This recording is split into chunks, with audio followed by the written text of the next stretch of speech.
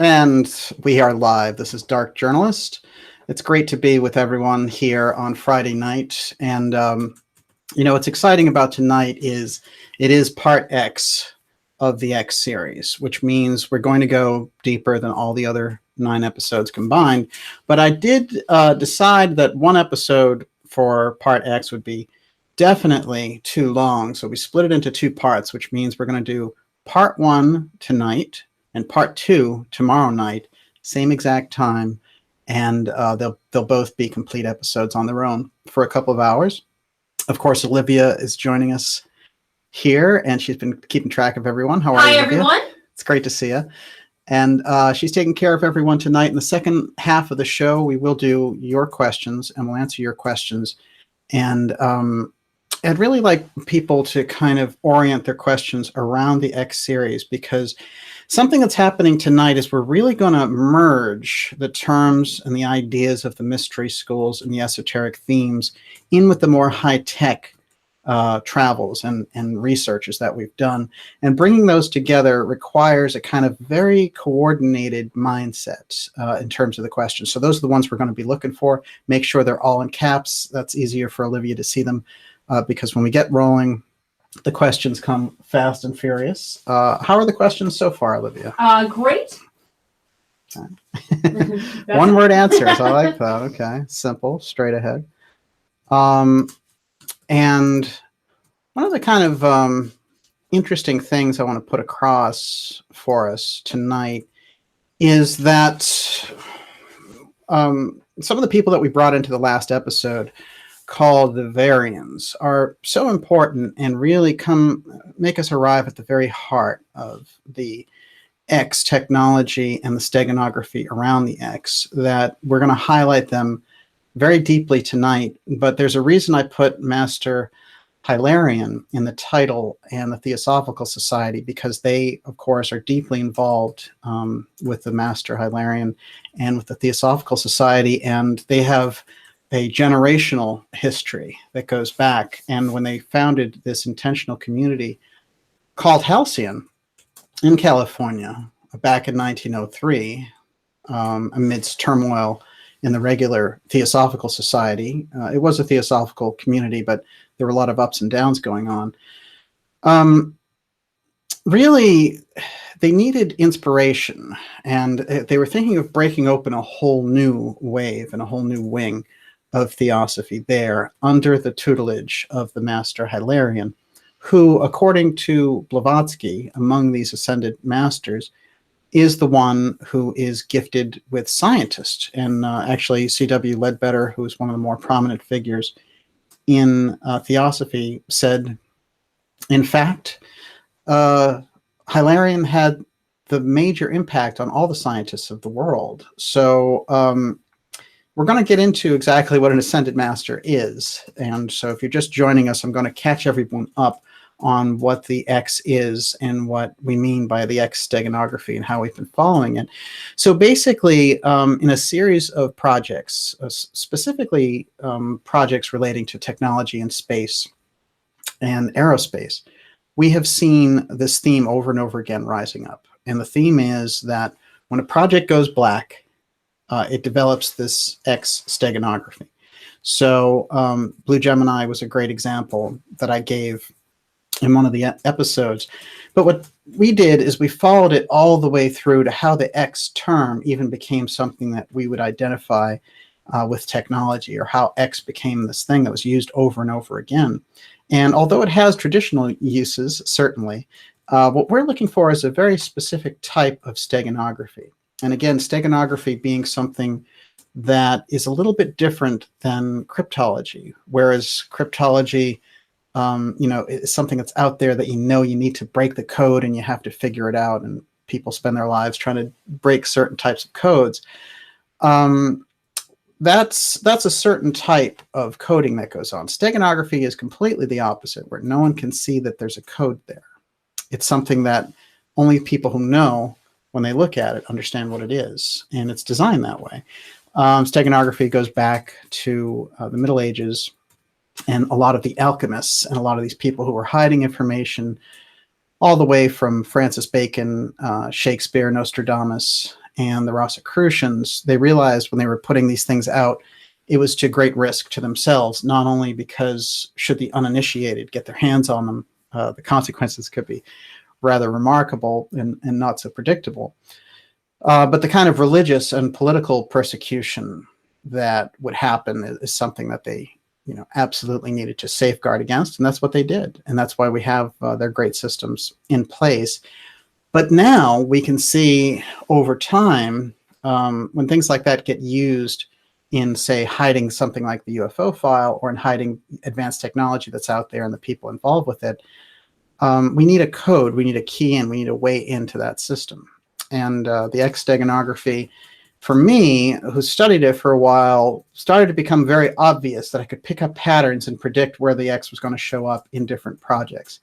Once I started to see that pattern happen, it got deeper and deeper, because when you get into the political process and the kind of secrecy and the wall of secrecy that we study so much on this show, it's kind of interesting, because the first thing that we tripped into is that Eisenhower had this time capsule named Project X, which is something that is going to be opened up in 2053.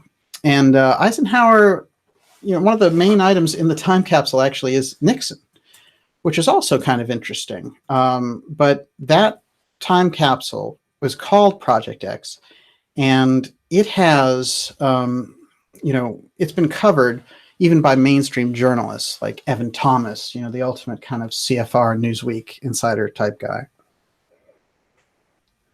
So it's not something that we're just, getting word of mouth on. People know that this thing exists.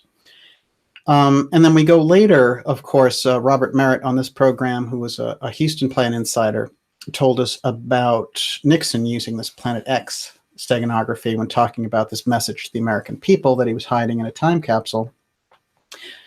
And there's that time capsule theme again. LBJ had this letter, which was letter X, which is now actually at the LBJ library. And that is something that was supposed to be open 50 years after his death. Well, guess what? He died in 1973, so that's in 2023. He will be, the person at the LBJ library will be able to open that letter. They may decide not to, but that's the way that it's stood out. And as we were doing this and getting into the X and understanding what it was, of course, I should point out that X is it's the actual logo for our show. So this is an interesting kind of crisscross as we were doing the research, not a conscious one, but very interesting nonetheless. And the X, what it does is it once we start to understand what it is and we see the naming convention, we start to understand the people in these positions moving technology along under the nose of the public, under the nose of the agencies that fund these things, under the committees and all the rest of it. And it's a way that the people who need to organize that stuff can see it. And so for other people, they're just like, oh, it's funding for the X73B or whatever it would happen to be. They'll understand it on that level. And then on the deeper level, these groups will understand there's our X moving around. It's related to this web. And you could say that the web is technology. I think that's a fine way to put at it. But we have to think of technology in a particular way. We can think of technology, embalming is a kind of technology, for example. Ancient Egyptian embalming, that actually represents a technology. So we can't just think of things in terms of high-tech space weapons. We have to go a little bit deeper in our definitions of what technology is. What I found out when we were doing this is that we're actually tracking the X as a way of tracking the UFO file. But it goes deeper than that, because over the last 70 years, sure, these agencies have hidden things related to UFOs. But it's a little bit different, because what's happening is there's an effect that they're hiding. And that's where the mystery schools come in. And that's where we get much better education about what they're dealing with. Now, tonight, for the first time, I've decided to come out with what I've named that effect. And I'm calling it apophium. And there's reasons why I'm doing that. It's APOPHEUM. And apophium is, this is the effect that happens via the X technology. So whatever that effect is, that's what they're guarding against. That's what we're seeing the link back through the mystery schools And that's what we're linking back through the government agencies and all the rest of it.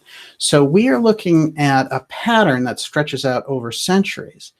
And in our, over the last, say, 100 years, we can track it using a basic premise like the UFO file, which it certainly applies.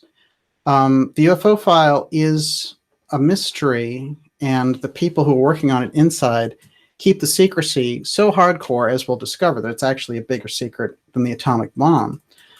But in this case, it's not just, hey, they're hiding aliens, let's see what they're doing. It's totally different. And you could say that there may be entities involved. There might be things of this nature involved, but that's not the way that we're tracking it.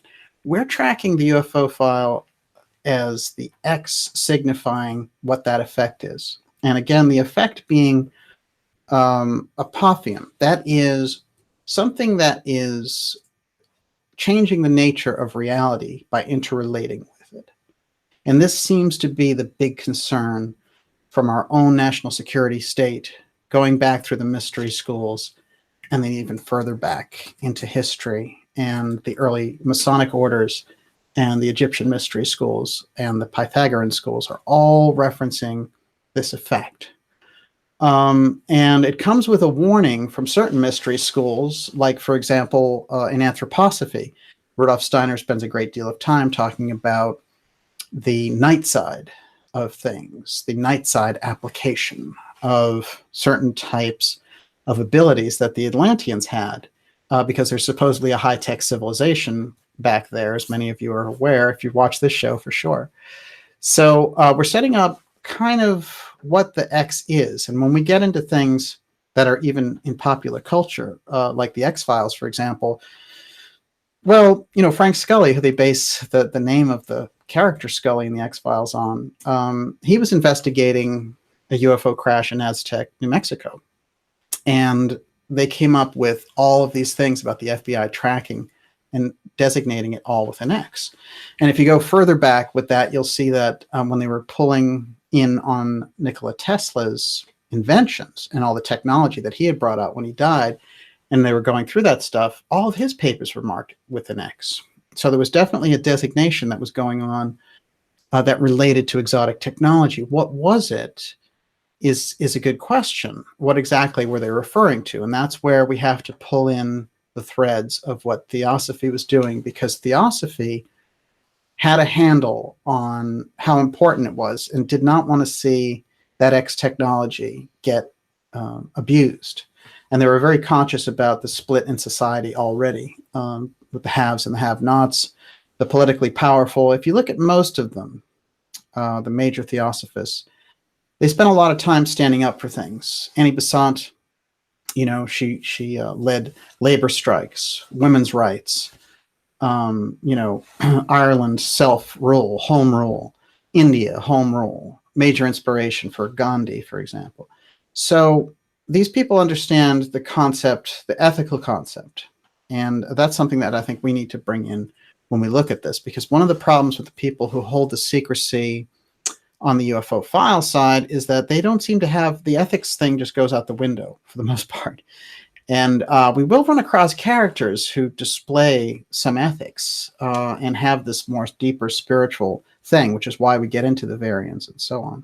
So that gives us an idea of what the X is. It's been this ongoing pattern, and we've seen it come up over and over again in the 9 episodes that we've created so far.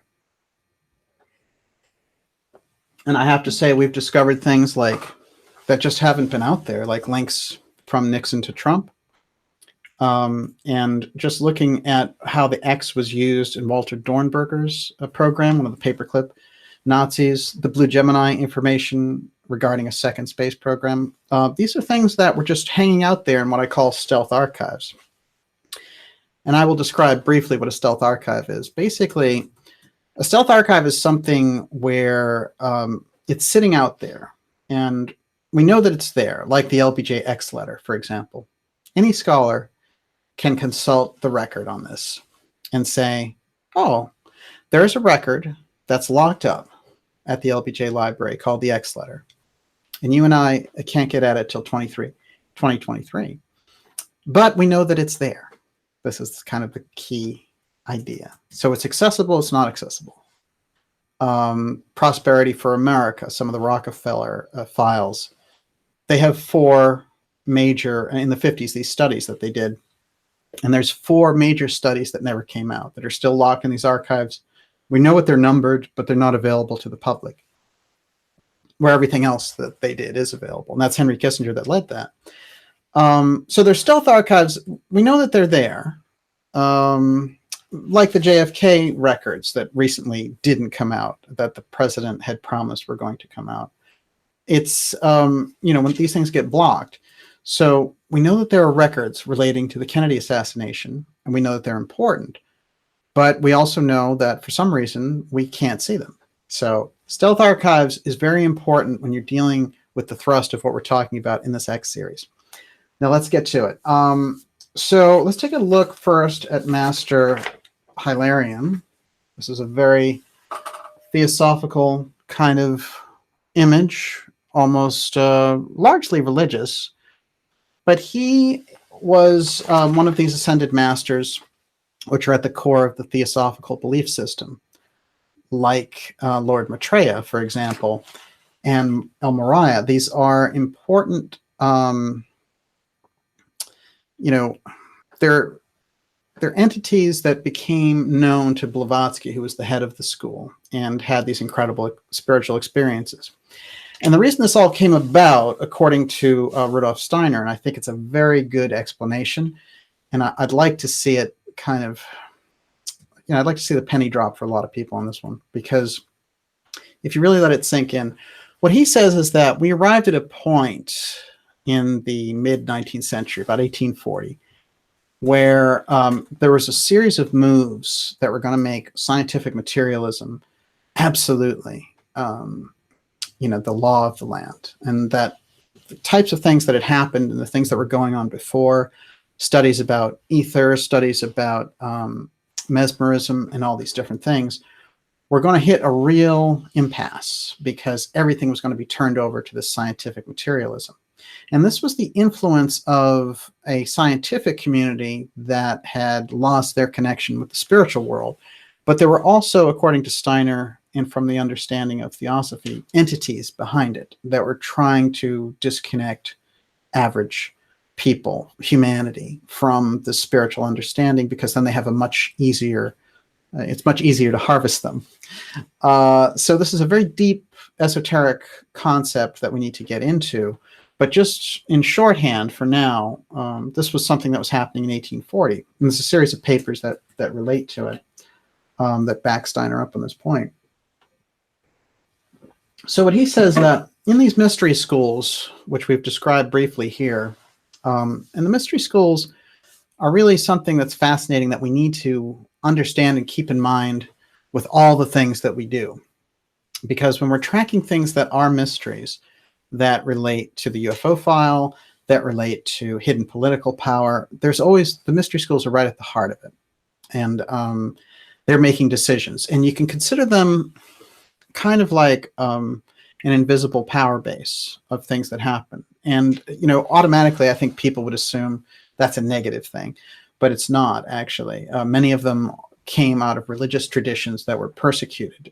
And, of course, it's the Gurdjieff work, where Gurdjieff says, there's two things about mystery schools. There's the what to do and how to do it.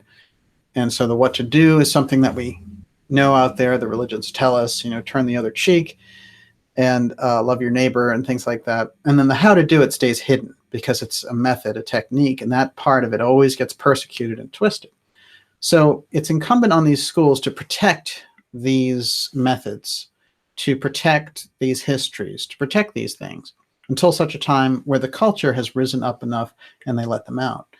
The problem is, because we can't see a lot of that activity, there are competing groups around this. And so it makes it a very dynamic situation. So the way that Steiner recounted it was half of those groups, the mystery schools, said, we need to roll out something now because within 100 years, humanity will be taken over. It'll be too late. You won't even be able to get into their thought process, and spirituality will be wiped out along with religion and all the rest of it, because they're basically trying to make science God. And of course, we see that a lot nowadays. And for commercial reasons also, but certainly to control the mindset. It's sort of become the religion of the day is science. And this is something which, again, you have to be careful about, because we can't put all our trust in something like that. Now, what happens next is half the schools say no, no, no, but the other half are like, no, we're doing it because we've got to get this stuff out. And they work with groups like the Fox sisters, and they work with people that are psychic and that have amazing abilities, and they start to let pictures of the spiritual world come to them. So they heighten their psychic abilities, and they actually choose individuals for this purpose, specifically in America and the UK, because there's a leading edge thing happening there. So we get into situations where people that come out of this, like Emma Britton, for example, are some of the most amazing channels. They're some of the most amazing mediums. They're some of the most solid spiritualists of the period. And Emma Britton is someone I've focused on in this series. Let's take a quick look at her. Emma's very crucial because, of course, she was deep into spiritualism, deep into Theosophy. And her story is remarkable because there was a group called the Orphic Circle that I did an episode on, which I think it's maybe part 7, where the Orphic Circle were these incredibly important political people in the UK, future prime ministers. Bulwer Lytton, who was an incredible sci-fi writer, and he was also a politician, by the way. But they had called together these people, and they were using her between, say, the ages of 10 and 13 to do these somnambulist-style trances and to go into these states and give them information concerning the nature of reality, state secrets, whatever it happened to be. And this was a very well thought out program. It wasn't just Emma, but she was one of the best. And as a result of that, really, her whole life was thrown into this fantastic course. But she always regarded the experience as something of a mystery, because she was still sworn to secrecy even at the end of her life. But she did let out some of the figures who were involved with it, and they were pretty heavy-duty people. Now, this group was the most secret. When you go through those record books and you're looking for groups, you'll find things like the Golden Dawn. You'll find, these different groups that we hear about, the Rosicrucians. But I do also want to stress that the Orphic Circle is something that is just not brought up.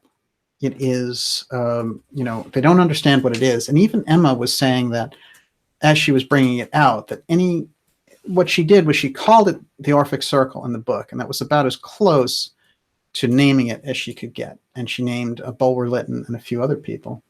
And during the course of this, we found out that your future UK prime ministers, like Disraeli and some of these other people, were involved. So what do we learn from this? We learn that these high-end political people are working with psychic information. In this case, they were using a girl who was a young teenager, and because she had these incredible somnambulist abilities to go into trance and give them information. Now, a lot of this came out of the kind of Swedenborgian and mesmerist period where they were starting to get into this. And of course, Mesmer in particular had been particularly working with this idea and bringing somebody's subconscious out and having them connect to higher levels of information and all the rest of it. And using it for healing too. And one of the things that they did basically is they were like, this guy's getting too popular, let's ban him. But as we all know, mesmerism basically became hypnotism. And that's the way we understand that legacy now. But it was a lot deeper. Deepai Segur, who was a major student of Mesmer, went even further with this, and he would do incredible demonstrations of telepathy. And later on, you'd have people like J.B. Rhine, who demonstrated with cards and the whole ESP University program.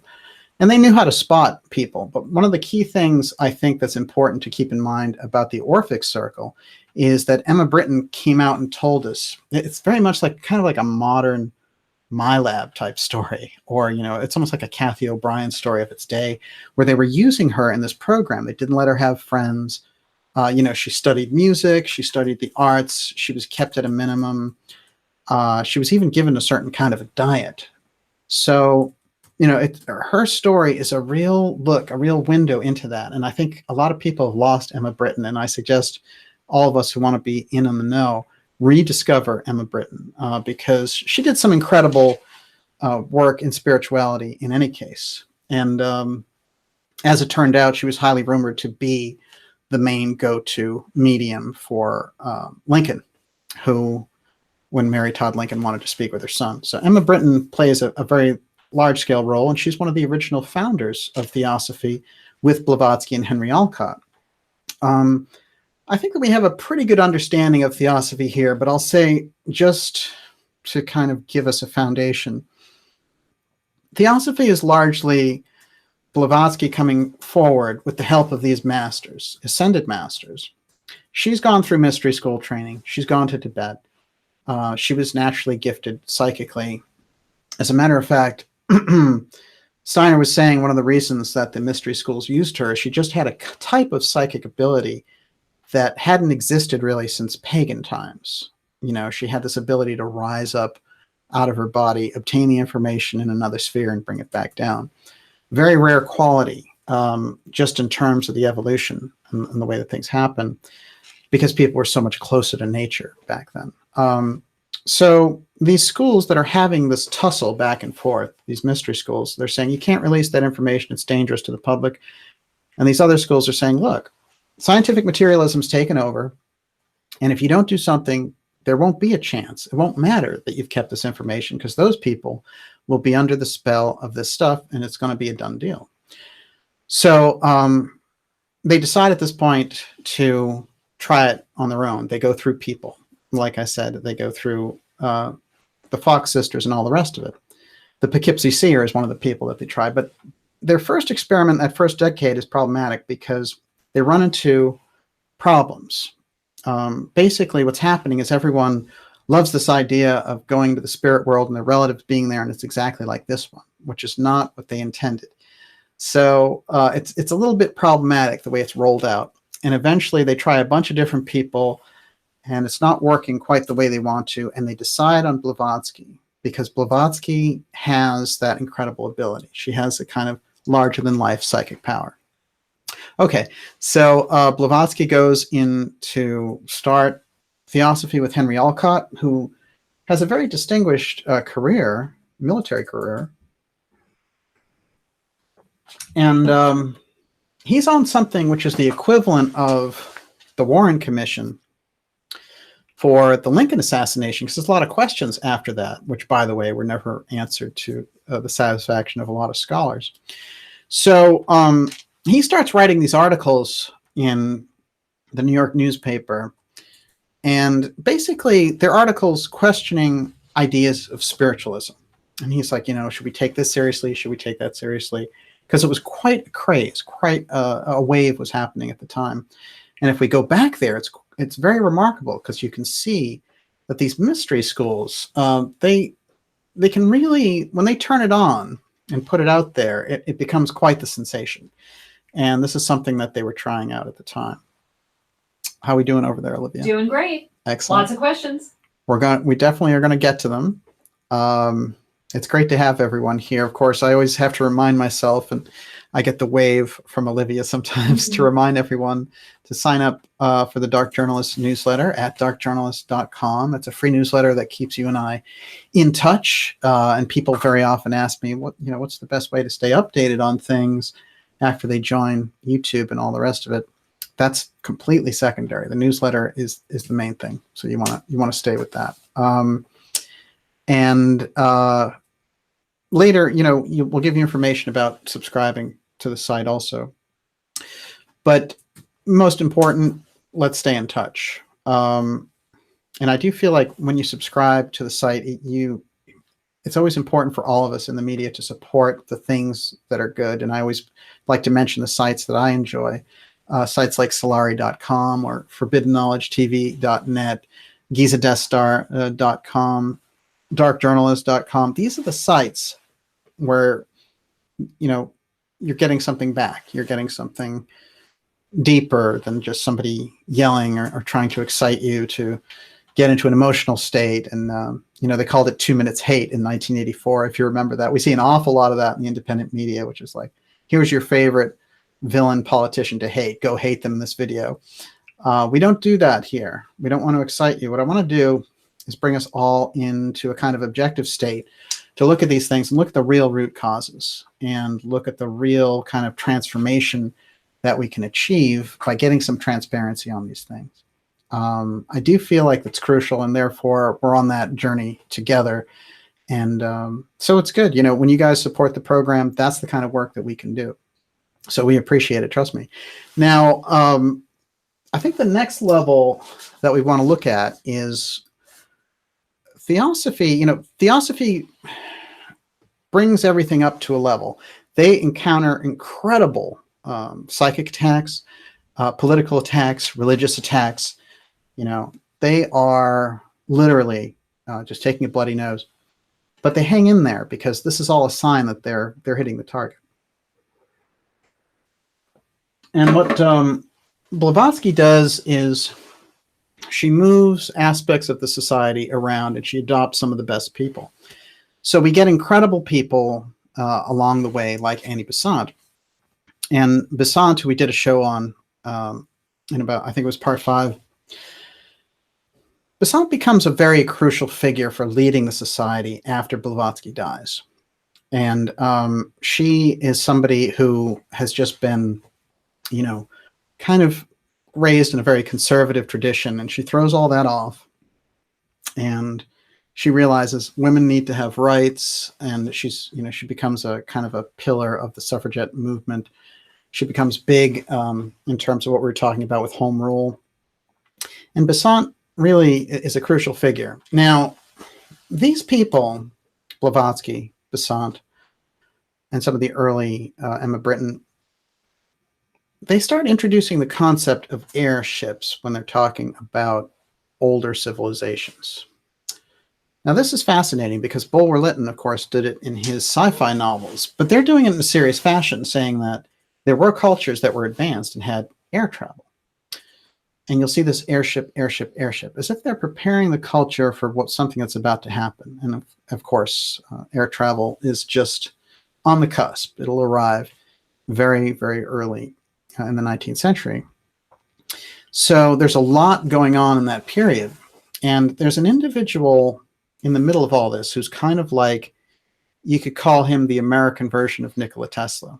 And he's absolutely fascinating. I think that he really is unheralded because of how quickly they suppressed his information when he died on both sides. Not only the corporate people wanted to get rid of him because of the threat that he was, and the mystery schools were afraid that if his technology got out, then all hell would break loose too early. And in fact, a lot of the fears of what would happen were realized when World War II broke out and we had that kind of warfare going on. You can see they could get an idea. So the suppression that went on back then from the mystery school angle is not a kind of elitist thing like, oh, the people can't have that. It was more like the culture's not ready. So let's take a good look at Keely. Keely is a very important figure, and we need to understand him to understand the X Steganography and what it means.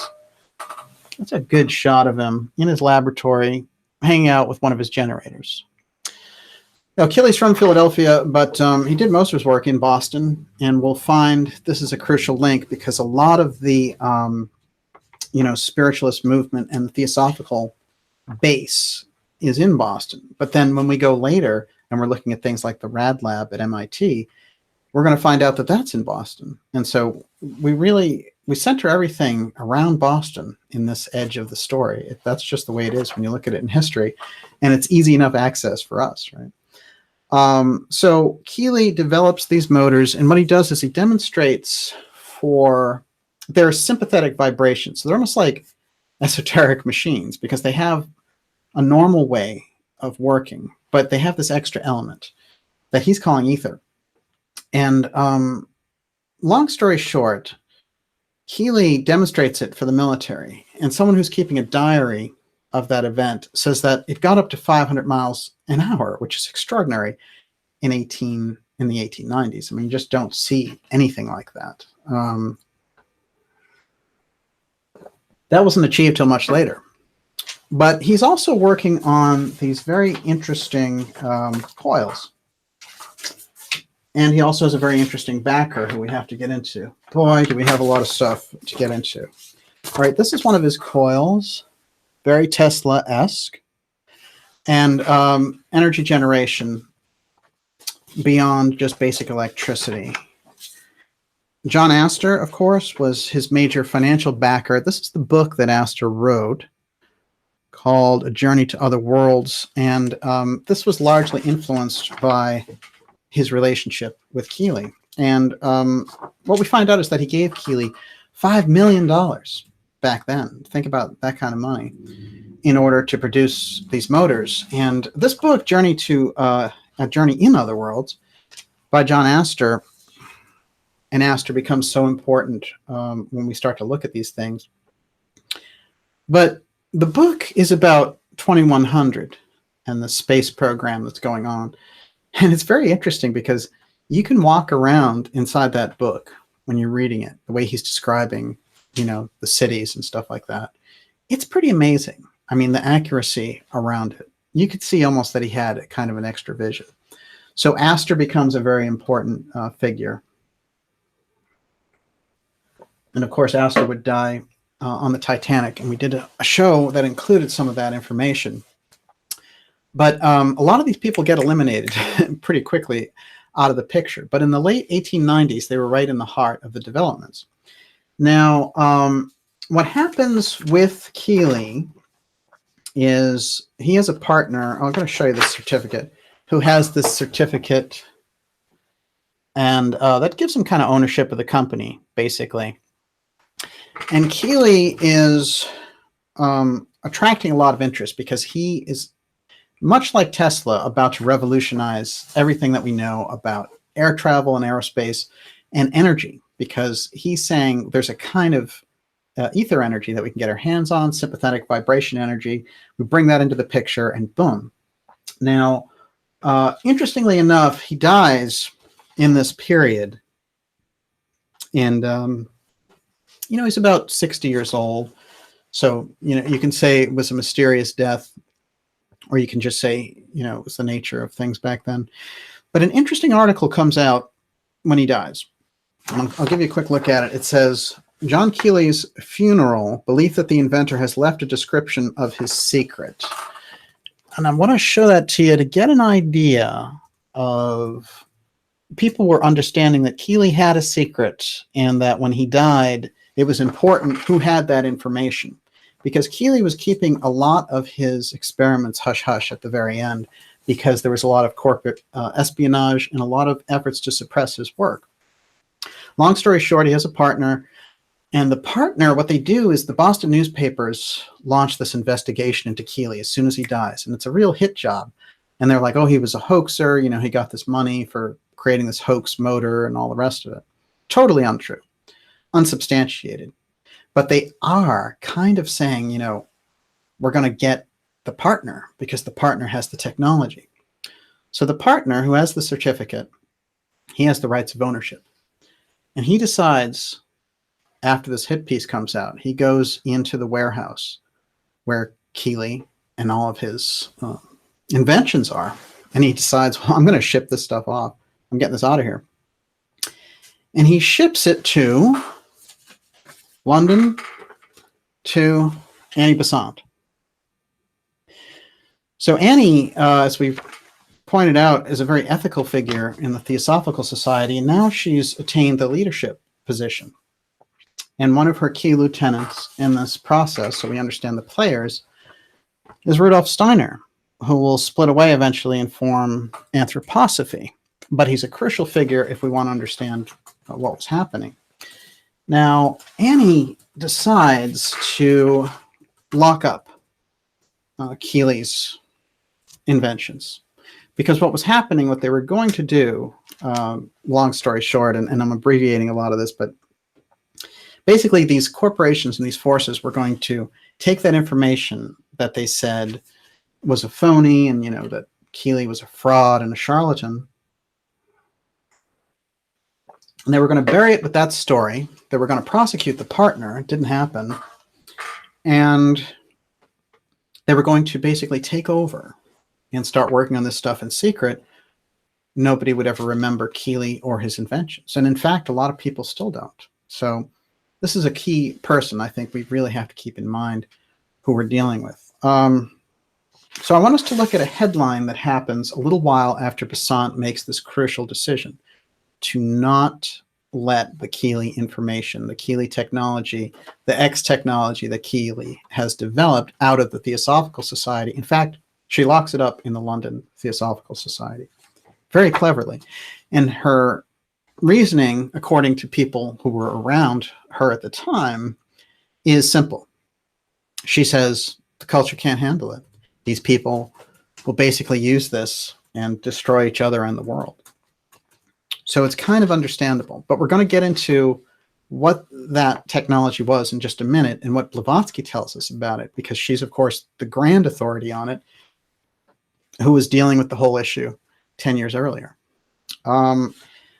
Let's take a quick look at this headline. This is the New York Times in 1910. You got a quick look at that. Okay. Christ coming soon, says Mrs. Besant. This is their big headline. And of course, the way that they thought about these things, Besant, the Theosophist, was there's a world teacher coming. Theosophist leader thinks he may even appear in the form of a woman. Wow, that's pretty radical for 1910. And you have to say, Annie Besant, incredible freedom fighter and activist mind. But one thing that's very interesting in the title of this, which you may have seen, and it's the third line down. Do you see what that is? That's right. It says airships over 10,000 years ago. So what's that all about? So she says airships 10,000 years ago were common in India. So here's something directly out of the New York Times article. And they go to see Besant, who gives this lecture talking about these things. And they kind of sensationalize a little bit. But nonetheless, this is the actual text. It says, New York, August 14th, it will undoubtedly be startling news to many readers to learn that humanity is now attaining the zenith of the fifth subrace of the fifth root race. At least that is what Mrs. Annie Besant, president of the Theosophical Society, asserted the other night, delivered before an exclusive audience of Theosophists. She did not explain what she really meant by her statement, and it is extremely doubtful that any one of the Theosophists present understood the esoteric meaning behind these weighty words. That's a good point. But of course it must be so, for Mrs. Besant, being the successor to the lamented Madame Blavatsky, is in a position to know about these things. Okay, so moving down. There's a few things in here we don't need. So somebody asked the question in the audience and says, well, what's going on, with these different races? What are you talking about? And quickly, she's corrected, or the person's corrected by Besant. And they say she was corrected by the exalted speaker, who then continued to give her audience some more startling information. She informed them that the time was almost ripe for the reincarnation of Christ, and that it would not at all surprise her should he return in the form of a woman. Definitely controversial at the time, I can tell you. The latter remark was made to meet an interrogatory protest of a theosophist of the suffragette description. Mrs. Besant also told her audience that her sixth root race sense informed her that airships were quite common in India 10,000 years ago. But in the change from one root race to another, the knowledge of airships became lost in the shuffle. Absolutely crucial. This is the hardcore opinion of Theosophy, that there was advanced technology back in the period. But here she is for the New York Times and for this audience, putting it out there. Now, I'll give you the rest of this. The Equal Franchise Society, as the conglomeration of suffragettes of both sexes is called, which has come for some time, made desperate efforts to make propaganda for women's suffrage in the city. So the whole thing was missed in this big push around suffrage and the comments that she made. But there it was, right in the heart of the New York Times article, airships 10,000 years ago. So why is she bringing this up? Why is this coming into play? Why is she coming out to this audience? Why is the New York Times covering it? You know, very recently we saw an article where the New York Times covered UFOs for the first time really seriously. There's a strange breakthrough that is going on there between what the mystery schools know, what the public is becoming aware of. And so information is being doled out and rolled out. But Annie Besant knew quite well that Keely's information and the kind of Tesla technology that he was bringing forward, which we're going to call X, because that's the steganography that shows up around it.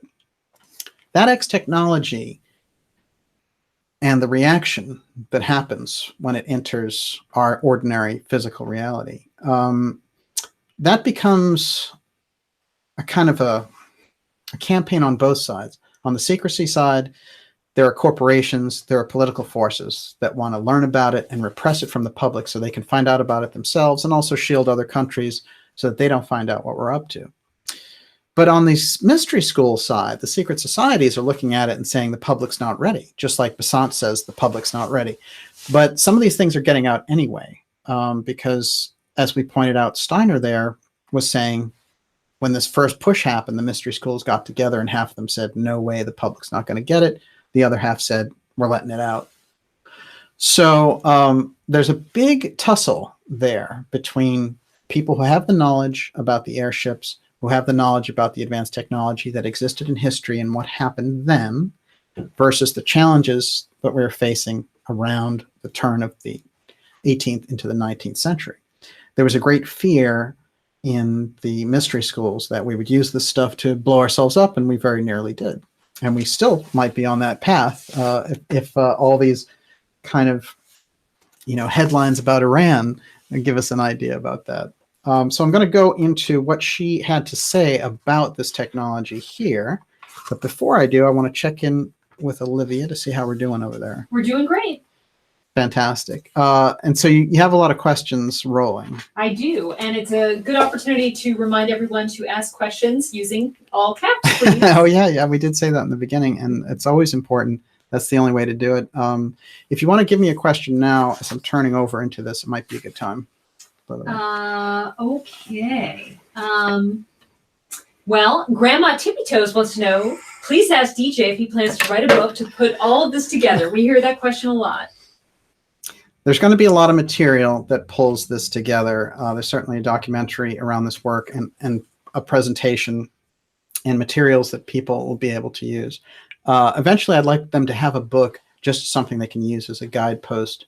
But it's pretty interactive stuff. So I guess ultimately the answer is yes. And the more we go into the X factor, the more we go into that steganography and the things that are hidden there with the UFO file, in looking at these mystery schools, the more I realize it's something that we have to pursue on a very deeply researched and well thought out level. And that's what I'm trying to give you in these shows. But there's no question that these shows are kind of a primer of what is where we're heading. So absolutely. But thanks for the question. Okay, so this is what Besant has to say. It's in a book called Man, Whence, How, and Whither, a record of clairvoyant investigation. And the book was written in 1913, and it's kind of keys in right to what we're going to talk about. So she's talking about records existing about Atlantean culture and some of the things she's been able to observe. And she says, other large towns built on plains were protected by immense banks of earth sloping towards the town, sometimes terraced, while on the outward side they were faced with thick plates of metal clamped together. They were supported on great beams of wood. So she's getting these descriptions of what these cities look like. And very often they say, well, you know, when you go into these mystical states, you have access to something called the Akashic Record, where you can actually look at these histories. That's one way to look at it, and I have no doubt there are people who can do that. However, an easier explanation is that Blavatsky had access to a lot of these records, and when you got to a certain level in Theosophy, she would share the material. After all, things like the Mahatma letters and things of that nature, I'm sorry, the Book of Zion, that's interesting stuff because it's from a library that was in Tibet that she had the information, the access to, and she put that into the Secret Doctrine book. So we can look at it as her in a mystical state looking at this stuff, or just reading Blavatsky's antiquated book. Okay, so she goes down, she describes the scene, and she goes, the whole formed a practically impregnable barrier against the spears and swords, bows and arrows, which were the usual weapons of the time, but such a city necessarily lay open to assaults from above, and the Atlanteans carried the making of airships. Airship, airship, airship. And then she goes, airplanes, we call them now, to a high pitch of excellence. And if such a city were to be attacked, these birds of war were sent to hover over it, and to drop into it bombs which burst in the air and discharged a rain of heavy poisonous vapor, destructive to all human life. Allusions to these may be found in the conflicts related in the great epics of the Puranas, the Hindus. They also had weapons which projected sheaves of fire, which scattered far and wide and killed thousands. Okay, you know, we know a lot of people came along later, like Eric von Daniken and Chariots of the Gods and things like this, and we know there's kind of fun, sporty shows like Ancient Aliens who just go crazy on these topics. But the fundamental fact is, here's the root of much of that. It is Theosophy and Anthroposophy, these groups giving out this information, saying that back there were wars that were fought with high-tech weapons. So we get an idea when they're protecting information now, when they're protecting these kind of high-end technologies, there's a reason, because they know incredible destruction happened in the past, and it's very easy for it to happen again. Now, the next place we're going to go, if we're going to get into the Varians and we're going to get into Master Hilarion, is we need to go directly to Besant's interaction with him. But before we do, I want to give you a quick look at this. This is, that's Besant here. And this is kind of a fascinating shot. I'll point her out with this. That's her. This is a mixed Mason lodge, which, by the way, doesn't happen in this period at all. But a lot of the ruckus that took place with Blavatsky and what she was doing was because she went to these mystery schools and said, I know a lot of your secrets anyway, I want to join. And what they did was they said, we don't allow women. So no way, you know, we respect you, but no. And she says, well, you know, she went to the American schools and said, if you want to do this, you know, I know your political secrets and all the rest of it, and I'll go to France where they will let me do this. And the mystery schools there will let me in, and you'll basically be out in the cold. So there's a number of ramifications that happen as a result of that. And they say that this is what really took its toll on Blavatsky, because she became under immense mentalist attack as a result of this. And what they did is they put her in what is called an occult imprisonment, where these groups got together, and when she was doing her meditations and when she was going into these states and getting information from the masters like she used to, there was a barrier now where they could kind of imitate these masters, and they could you know, give her false information. And as a result of these schools and these mystery schools on the other side in America, that she said were deeply connected to the American political process, which is something we need to get into here. We get an idea, we're getting the indication that part of this also is that they don't want to accept this powerful woman who, you know, in these male-dominated environments of the mystery schools might really shake things up. So this is part of it. But we see here Blavatsky, Besant, and all of these women integrated into a Masonic lodge. here, and this is crucial because it's going to come in handy later to understand what went down there. So this letter was sent by Besant. Let's take a quick look at this letter. Very interesting letter, and it was sent by Besant to John Varian, who was a major figure in Theosophy, who we touched on briefly in the last episode. And his sons will become the creators of the Klystron, which is basically the heart of microwave radar, which is how we won World War II, and it's at the heart of the technology used at CERN and Pine Gap and in all of our deep space explorations. So if you want the kind of advanced technology X factor, it's in the heart of the Varian's work.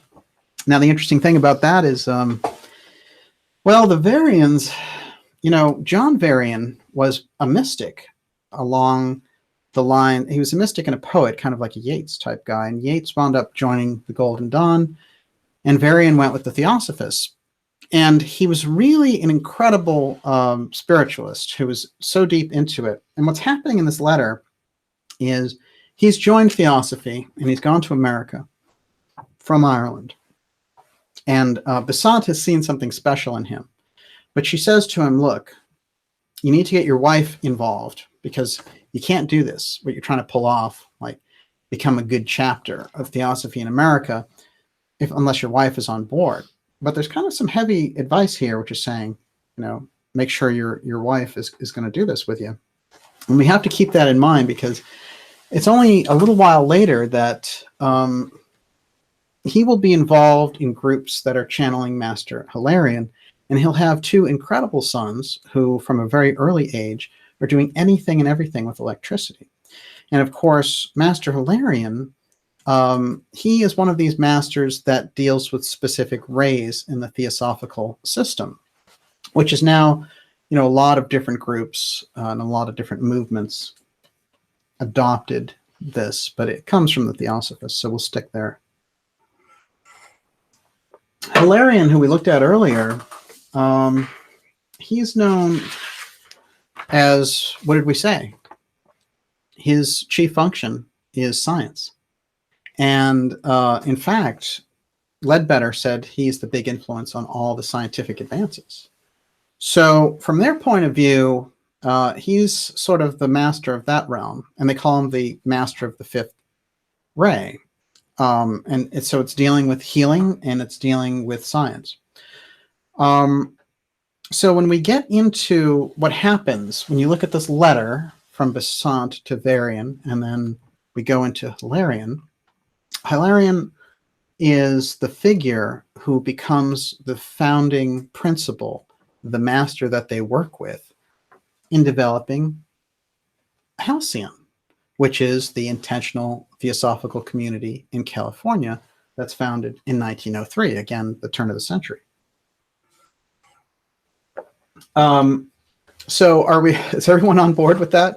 So we've got John Varian, who's a poet and kind of a mystic in Ireland, who's friends with people like Yeats and the musicians of the day, who is psychic in his own right. And he's getting advice from Blavatsky, from Besant, who recognizes something in him. And he says, I want to go to America and help the theosophical movement there. And she says, good, but you have to get your wife involved, you know. And then the wife gets involved, and lo and behold, they're starting this intentional community in California. Now, what's interesting about all of this is Besant really is engineering it, because she's a major force behind what's happening there. And there's a lot of scuffles after Blavatsky dies.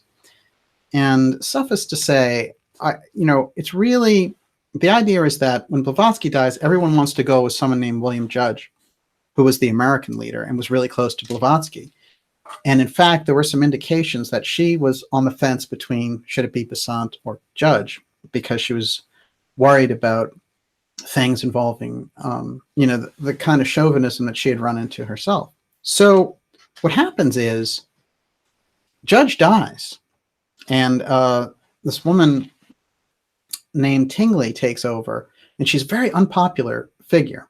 So Besant basically goes to Boston and she's talking to a lot of these people in Theosophy, and she's saying, you know, I'm basically taking over. Like, we need some order here. And there's a little bit of a split, and the American function kind of goes its own way. But that's not a very popular group, the Tingley group.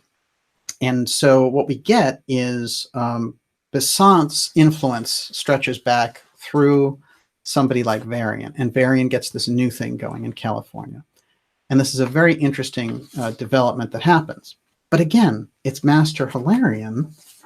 In theosophical terms, keep this in mind, we may or may not believe in the masters, but the way that Theosophy is framing it, Hilarion, who's in charge of science, is helping to found the mystical village there of Halcyon, California. Let's take another look at him. That is Master Hilarion.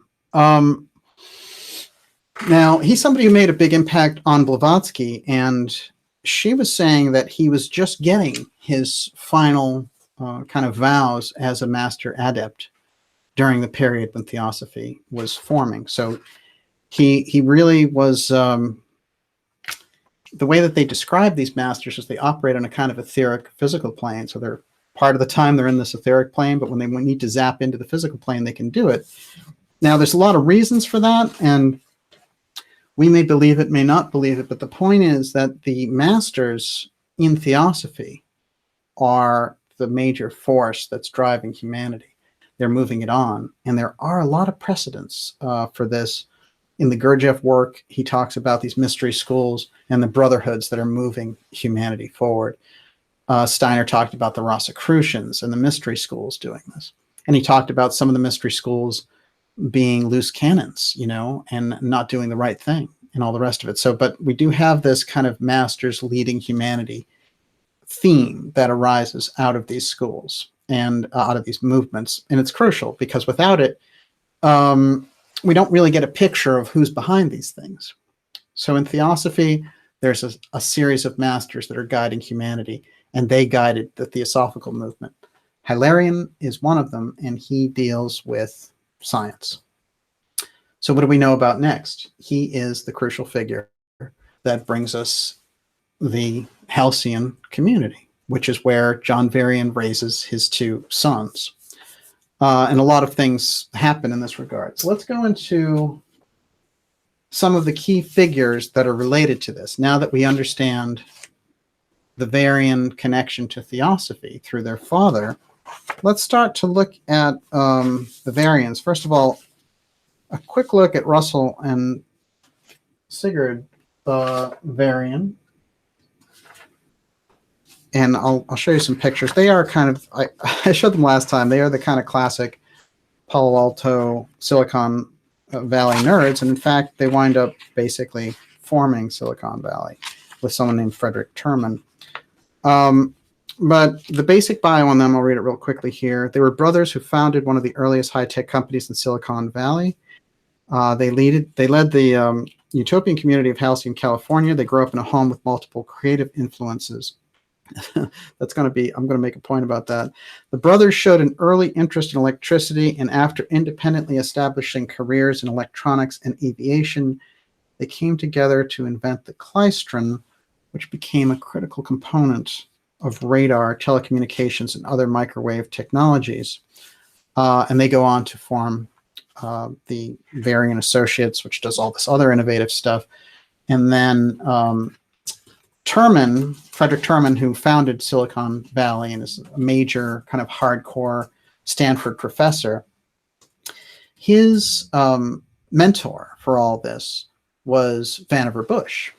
And we've touched on Vannevar Bush, but let's just say here that Vannevar is a crucial figure when dealing with the UFO file, because when we talk about documents like MJ12 or even hardcore documents that the government put out themselves, like the Wilbur Ross documents, over and over again, we see this pattern.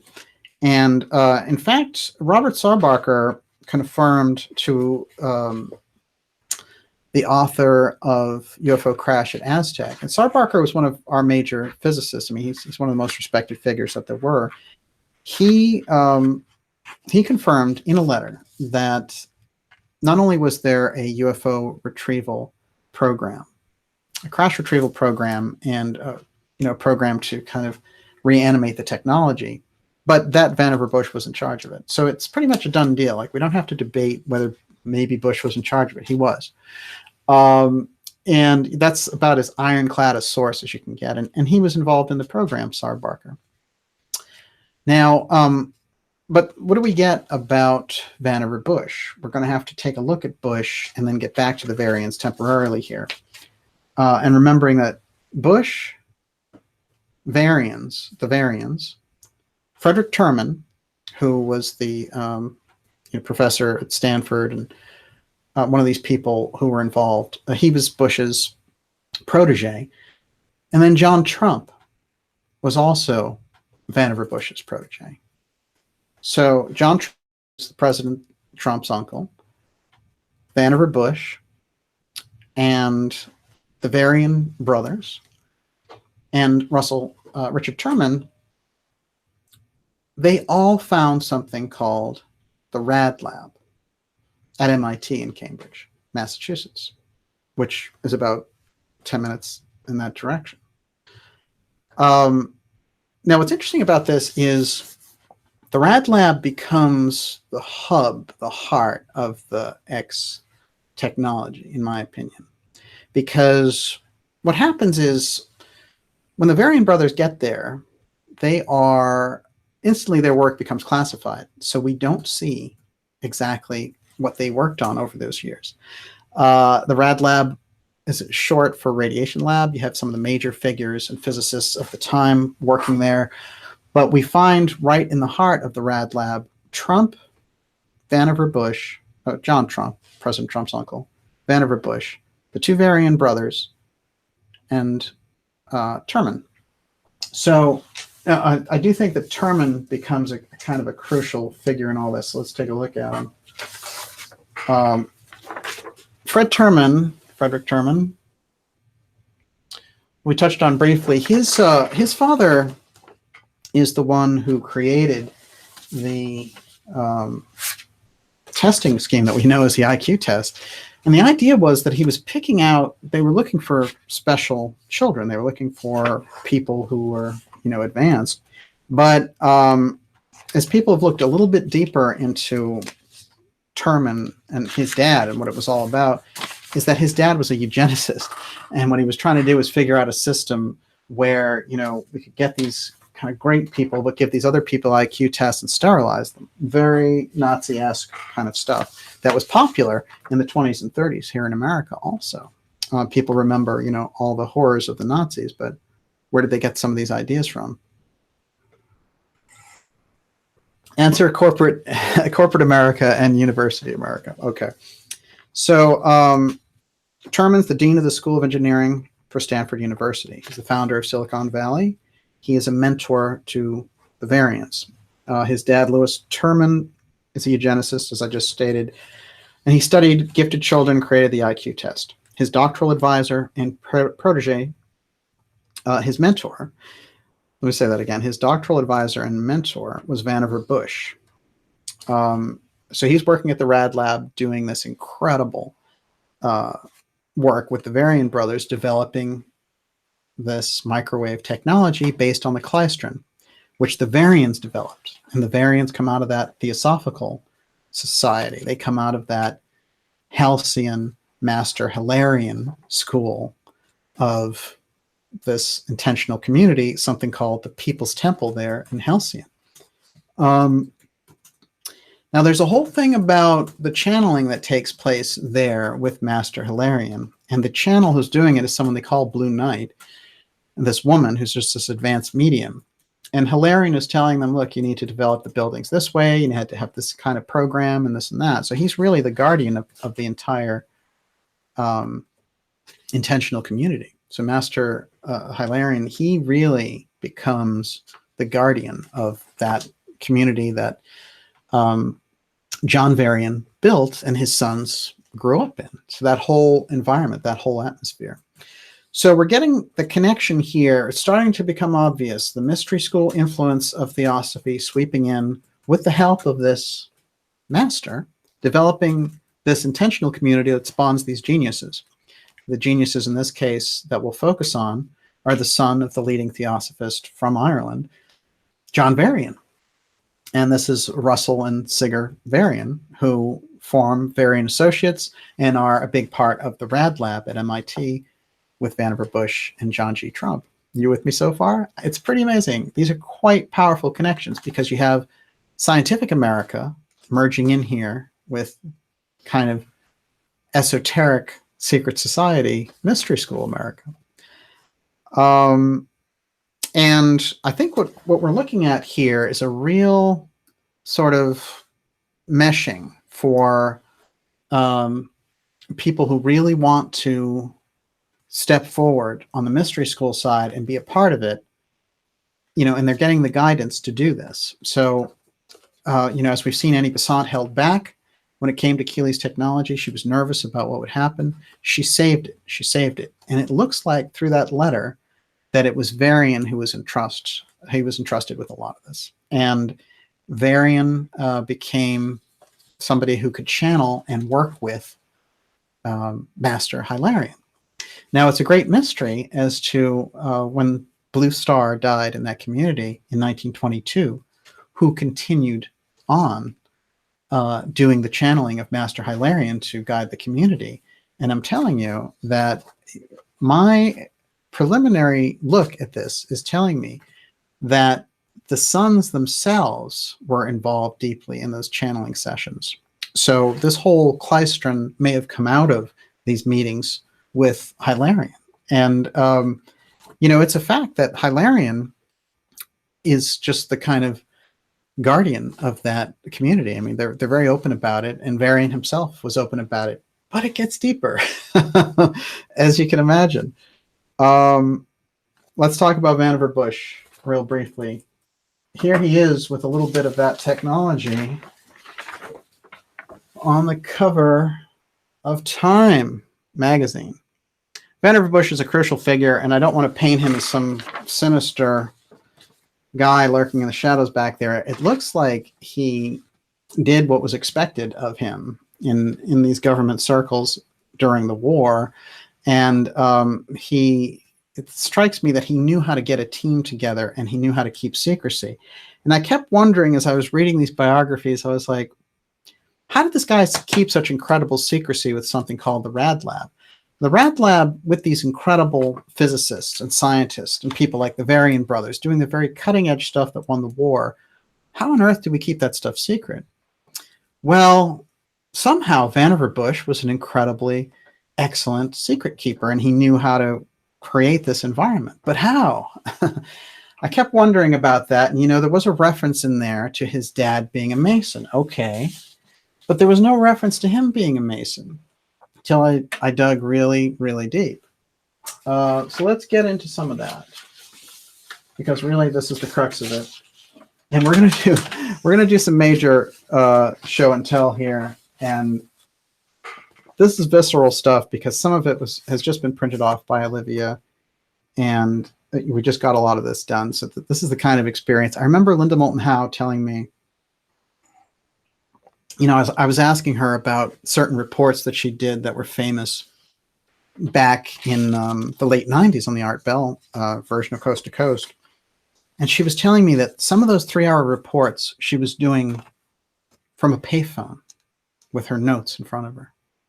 And I always remembered that, and always said, you know, when you have the ability to work in a kind of guerrilla fashion, you know, it's always nice to juice it up, but I'm very happy to work in this kind of visceral fashion, because I think it creates a kind of environment that engenders discovery between us. And so we're gonna discover a few things right now in this show and tell. Here it comes. First of all, Vannevar Bush, right here. Let's see if you can see that.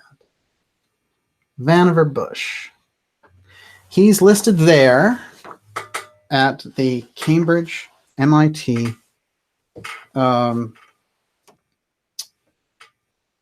Mason Lodge, 1922, and it's the Richard McLaren Lodge. And I can tell you from spending time at MIT and their records, this is a very unassuming building, and I actually have a picture of it. But the key thing is that on record, Vannevar Bush was leading it in 1922. You learn a lot about secrecy in a Mason Lodge when you're the leader, for sure. Let's go a little bit deeper. There is a listing here in the Grand Lodge of Vannevar Bush. So let's take a look at it. There he is. No problems there, except we're starting to understand this a little bit better. Okay. Electrical engineer Vannevar Bush, best remembered for his 1945 landmark essay, As We May Think. By the way, Vannevar Bush created the foundations for ARPANET. ARPANET is the foundation for the internet, foundation for the web. We're looking here with his X technology and all the technology that we're working with now. This is somebody who laid down the foundation for so much of it. So that's something to keep in mind, which is a lot of this technology and a lot of things we're talking about in dealing with the X have to do with these people moving this stuff out of these secret hands, out of the corporate political hands and into the public. And here we are talking online. Okay, Bush was appointed chairman of the National Defense Research Committee in the year 1940. He was the director of the Office of Scientific Research and Development, a crucial area. Answerable directly to FDR, got the best scientists together to help win the war. This is basically what he did. The first electronic analog computer, the differential analyzer, was developed by Bush. That's crucial because that's the foundation for so much of the computers that we use now. Really, what we're getting is that Bush is the hardcore center of so much of the technology advances that we're used to. Bush taught at the university and later at MIT Institute of Technology in Cambridge. He also served as president from 39 to 55 of the Carnegie Institution. That's also a good story. And chairman from 46 to 47 of the Joint Research Development Board. Okay, his title in the lodge as the leader of it, Worshipful Master, Richard C. McLaurin Lodge, Cambridge, Massachusetts. So he's the master of the lodge. That's a crucial lodge too. They had a few important people. One of the things I found out about Bush's dad was that he toasted Teddy Roosevelt in one of these Masonic dinners when Roosevelt was president, and that Warren Harding showed up at this particular lodge when Bush was running it. So, Warren Harding's brother, Harding was the president.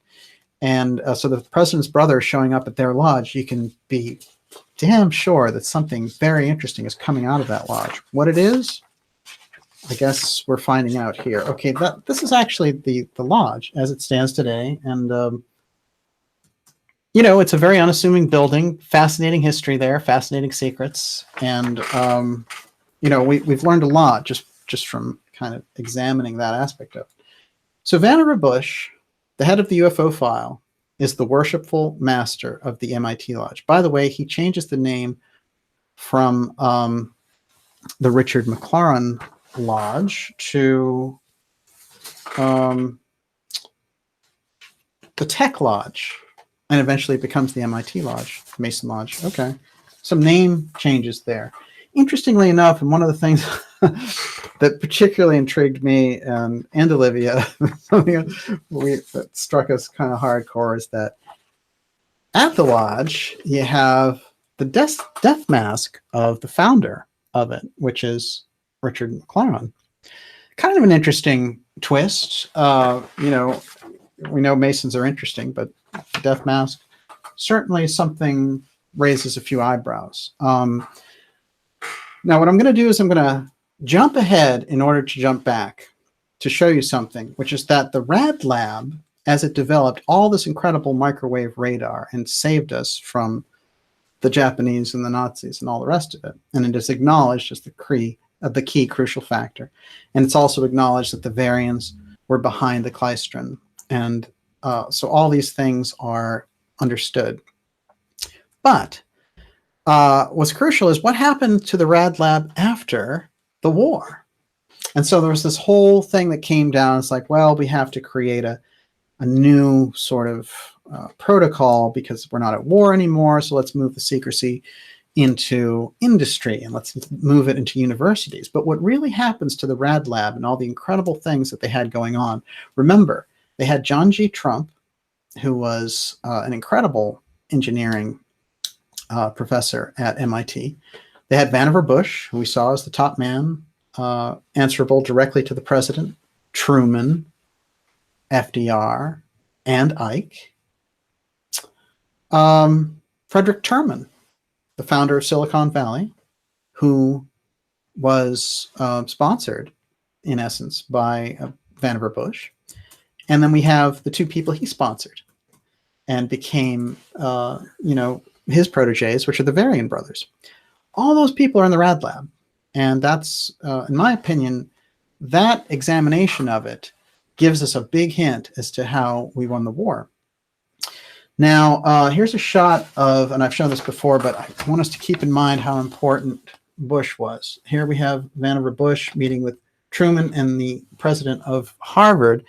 And again, that's Vannevar Bush here, and that's Truman, giving him a medal. So he's on that presidential high level, and he is guiding the UFO file after the war. So what happens is most of the bulk of kind of the serious hardcore secrecy factors move out into something called Lincoln Industries. Now, before we go, there's another shot of the Rad Lab here. And we've got Bush here, and there's a few physicists and people hanging around. But just to give you an idea of that environment, quick look. So we're getting the idea there of that Rad Lab and the incredible impact that they had. How are we doing over there, Olivia? Doing great. Fantastic. It's great to have everyone here, and I'm excited to have so many people tonight. This is part X of our X series, and it is a two-parter. It's tonight and tomorrow night. And we're going to go deep. The things that we're going to get, and you can already see the flavor of it, is we're breaking boundaries, because most of this information, I would say 98% of it is not known. It's not connected in this way. And these are pretty big bombshells. I don't like to come out and say major revelations and things like that in my titles to my videos, but they're here and they are hardcore. And I think the things that we're learning here as we're coming into it, there's also a process that's taking place, which is that Theosophy is deeply involved. So we're not just chasing technology. We're going deeper than just the technology aspect. And I think that's a crucial thing to keep in mind. We're learning from Emma Britton about the Orphic Circle. Emma Britton is one of the greatest spiritual mediums of the 19th century. How does that relate to the things that we're studying with the UFO file and the X Steganography? And as we've shown in these 10 episodes, those two worlds come together. Well, here's more worlds coming together. So the Rad Lab had these incredible people, as I've shown, as I've described. But where did the technology go? The X technology went to something called Lincoln Industries. Lincoln Industries is in Massachusetts. Interestingly enough, it's in Westford, Massachusetts, and that's going to come in handy in about 2 seconds here in a mind-blowing type way. But let's take a look at Lincoln Industries. What does that remind you of? Olivia, I want you to see this. What does that remind you of? Well, Pine Gap. Thank you very much. Let's take a look at Lincoln Industries. You know what they do? They do deep space surveillance. Talk about UFO recon right in the heart of it. And you think maybe, well, am I pushing it with the Pine Gap comparison? You be the judge. There's Pine Gap. And there's Lincoln Industries in Westford, Massachusetts. Okay. They're absolutely using the same technology. It's identical, and it's based on, and this is in public. It's based on Varian's breakthrough, which has to do with deep space microwave research. Now, the reason there's a twist And I have to thank Bankster Slayer for this because she did something fantastic. She runs a blog called Bankster Slayer, and she sends me stuff once in a while, and I'm always grateful for it. One of the things she sent me related to a show that is tracking something in Westford about these Knights Templars going to Westford, Massachusetts.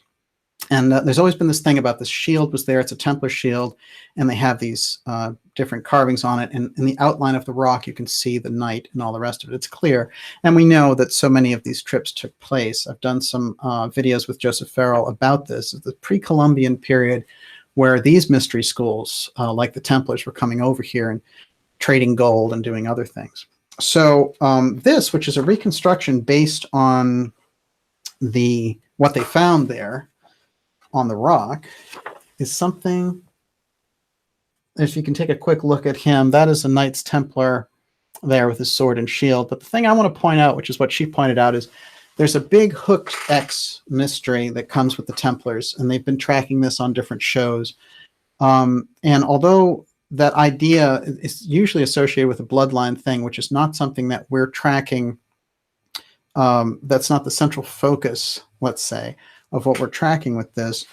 Here you can take a look at and see, let's see how we do this.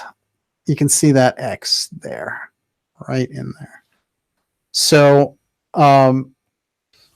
then we say to ourselves, just on a lark here for a moment, how interesting is it that this is where the Rad Lab technology went? It does make you stop a little bit and look at those two things and how we're pursuing the X from one direction. And you have these people who are very interested in this Templar stone that was left there and the interpretations around it. So those two worlds, I think, come together in a fascinating way. And it's really mind-blowing when you think that they're both in the same little town in Massachusetts. It seems too ironic a coincidence, especially since we're tracking the X past the Varian brothers and where it went. So there's a real good hint. But I will say this, that in any case, we know that we're looking at the same technology being operated in Pine Gap. Okay. Something about Bush and his secrecy, and I was pointing out that as the head of the Mason Lodge, he knew a lot of the rules of secrecy, but this comes from the Wall Street Journal, which of course I used to work there. And so this is actually from Bush's bio, and it says, Bush was naturally given to secrecy. Though he drew frequent comparisons to Will Rogers with his folksy openness, it masked a deep desire to keep his own counsel. One acquaintance insightfully pegged Bush as not a man who easily expressed his deeper thoughts, so he kept things internal. When it came to cracking down on loose lips in the Rad Lab, Bush was hardly shy. His instinct was to err on the side of caution. Knowledge was doled out on a need-to-know basis so that men knew their specific areas, but not unrelated areas. We call it compartmentalization. When talking to outsiders, Rad Lab members listened but said little. Even amongst themselves, they could be wary. On Bush's personal order, they discussed secret projects only behind closed doors, under conditions where privacy is assured and only in the presence of duly authorized personnel. Absolutely crucial. The stress on secrecy paid off, at least in terms of its reputation. Quote, of all Washington agencies, Fortune magazine observed, NDRC is the most super secretive.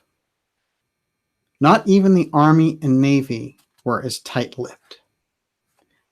More tight-lipped than the Army and the Navy. This is the Rad Lab, which falls under NDRC. The Wall Street Journal described Bush's outfit as more secretive than the military. That's pretty good secrecy. Because if you blow a military secret, you can put the whole country in jeopardy. His outfit at the Rad Lab, national media at the time, describing Bush's outfit as more secretive than the military. Keep that in mind. This is at Building 22. And this is the complex, basically, just to give you an idea of where the Rad Lab was at MIT. During wartime, this is right after the war. But when we think about the individuals and the personalities who were there, we can see that we're living in their world now, because it's Silicon Valley, it's the X technology. And now, how does this all get us back to Theosophy? Well, it's right in the heart of it, because the Varian brothers came out of that, and Terman was their main inspiration. He was the guy who guided them through all of these different experiences. So there's a little bit of an interesting angle that came up here that I do want to explore, and it has to do with Ansel Adams. Now, Ansel Adams was very close to the Varians. He was, according to these biographies, like a member of the family. And he was so torn up when John Varian died, who was the father of the Varian brothers, that he entered a deep depression and all the rest of it, and he collected all of Varian's poems. And Varian was an excellent poet. But then when Russell Varian died in 1959, and Sigger died just a year later, they both died, by the way, just as kind of right around the time that Kennedy was getting in. Pretty young men. One of them died in a plane crash. It's pretty odd. And the other one was pretty young for a heart attack. So, there they are kind of ruling the galaxy with the klystron and creating this microwave devices and creating the atom smashers and working with atom smashers in the 40s. I mean, you're talking CERN circa 1945. It's remarkable. And I have pictures of that too. But anyway, let's take a quick look at this print, which is by Ansel Adams, and then I'll read what it's about. Just get a hint of that sky and the feeling. Ansel Adams, of course, an excellent, excellent photographer, who, being very close with the Varians, understood all about the utopian community of Halcyon, which was the theosophical community that they founded, that John Varian founded. Okay.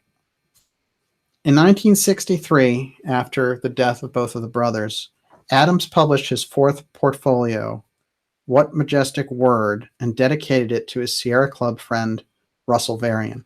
The 15 photographs in folders were each accompanied by excerpts from Varian's environmental writings.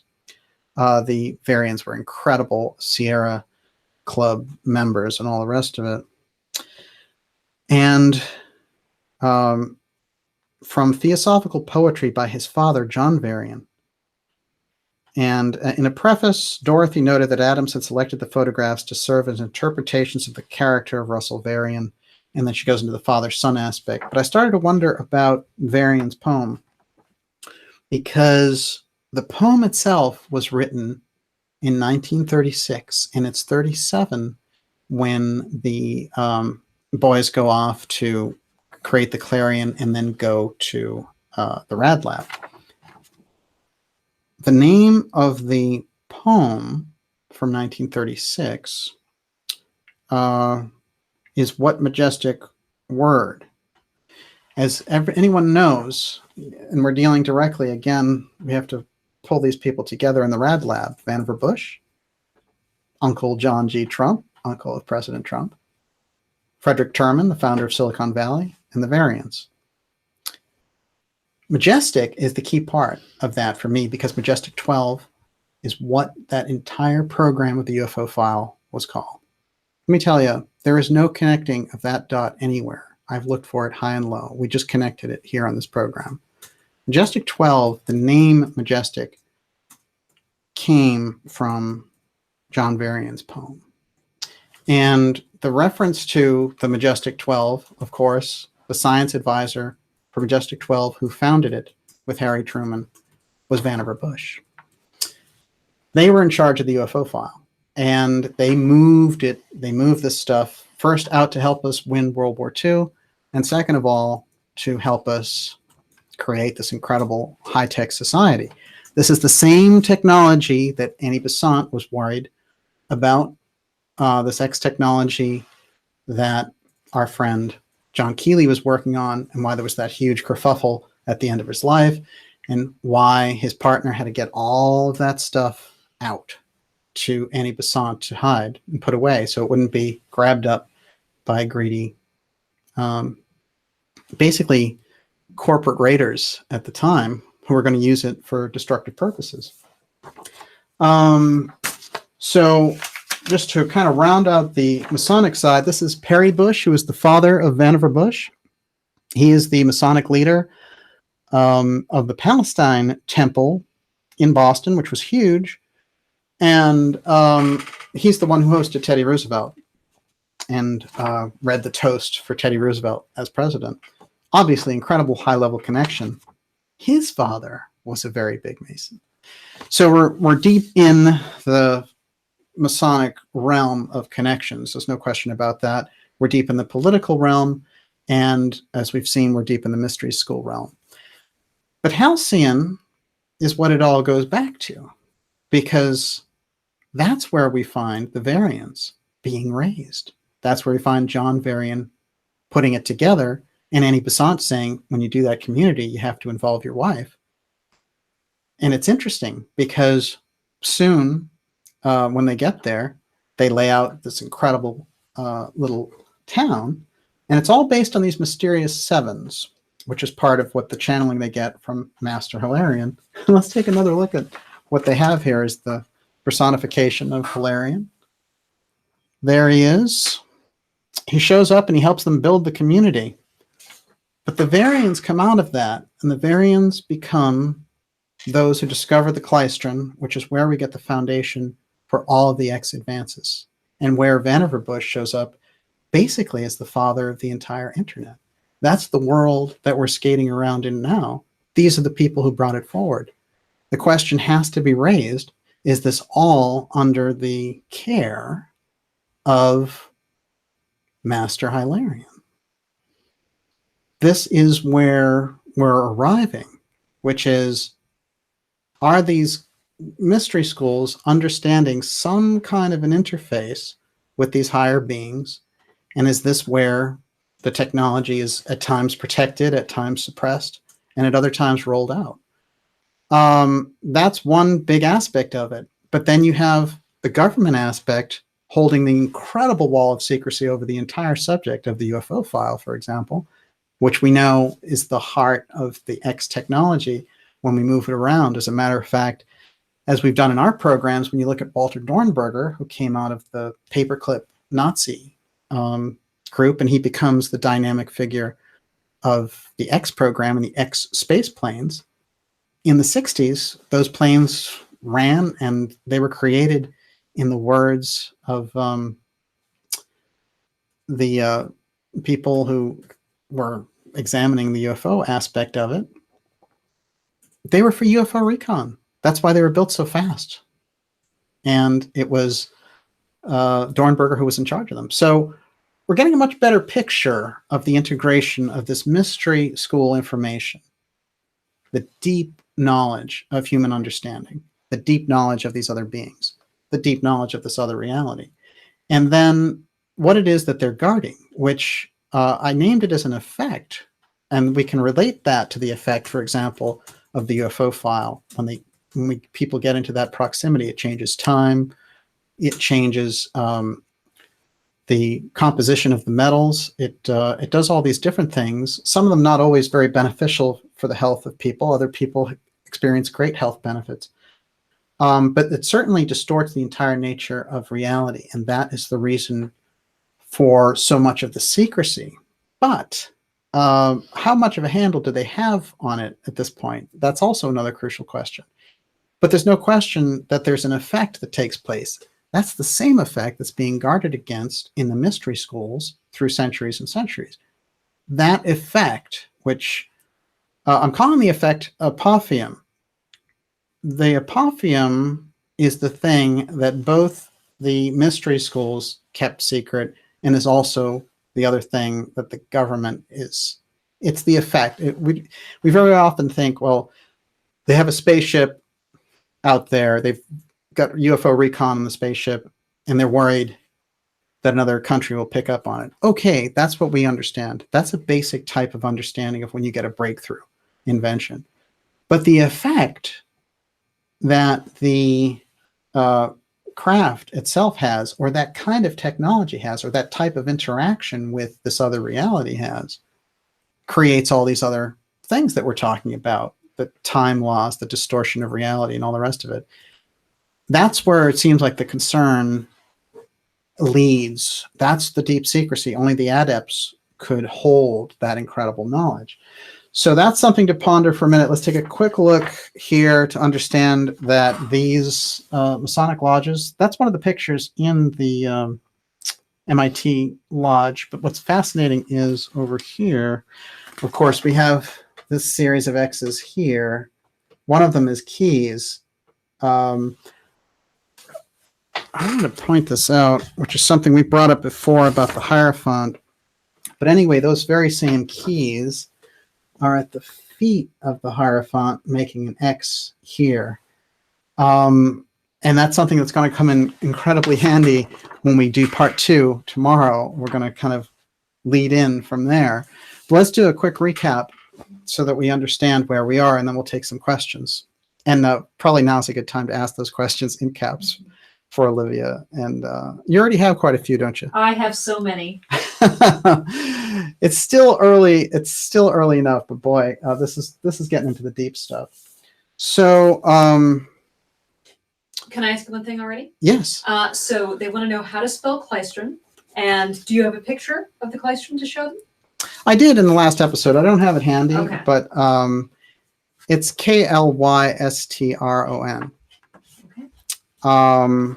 And that is absolutely the crucial discovery. It leads to all the others. It's like the exponential.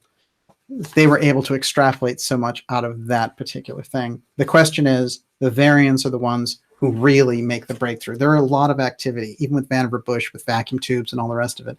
But it's the variants who are credited with the hardcore microwave radar. They're the ones who bring it forward. It's not that there weren't other people. It's like, when Tesla's doing radio and Marconi steals his thing. There's a lot of people working on it, but only somebody comes through with the main stuff. And of course, in Tesla's case, we know he was the actual creator of radio. So a couple of quick things I wanted to point out here about Vannevar Bush. And we'll take this up to 9 o'clock, and then we'll take your questions. Keep in mind, Vannevar Bush is the mentor to Frederick Terman, who develops Silicon Valley, and Terman is the mentor to the variants. That's a very important progression.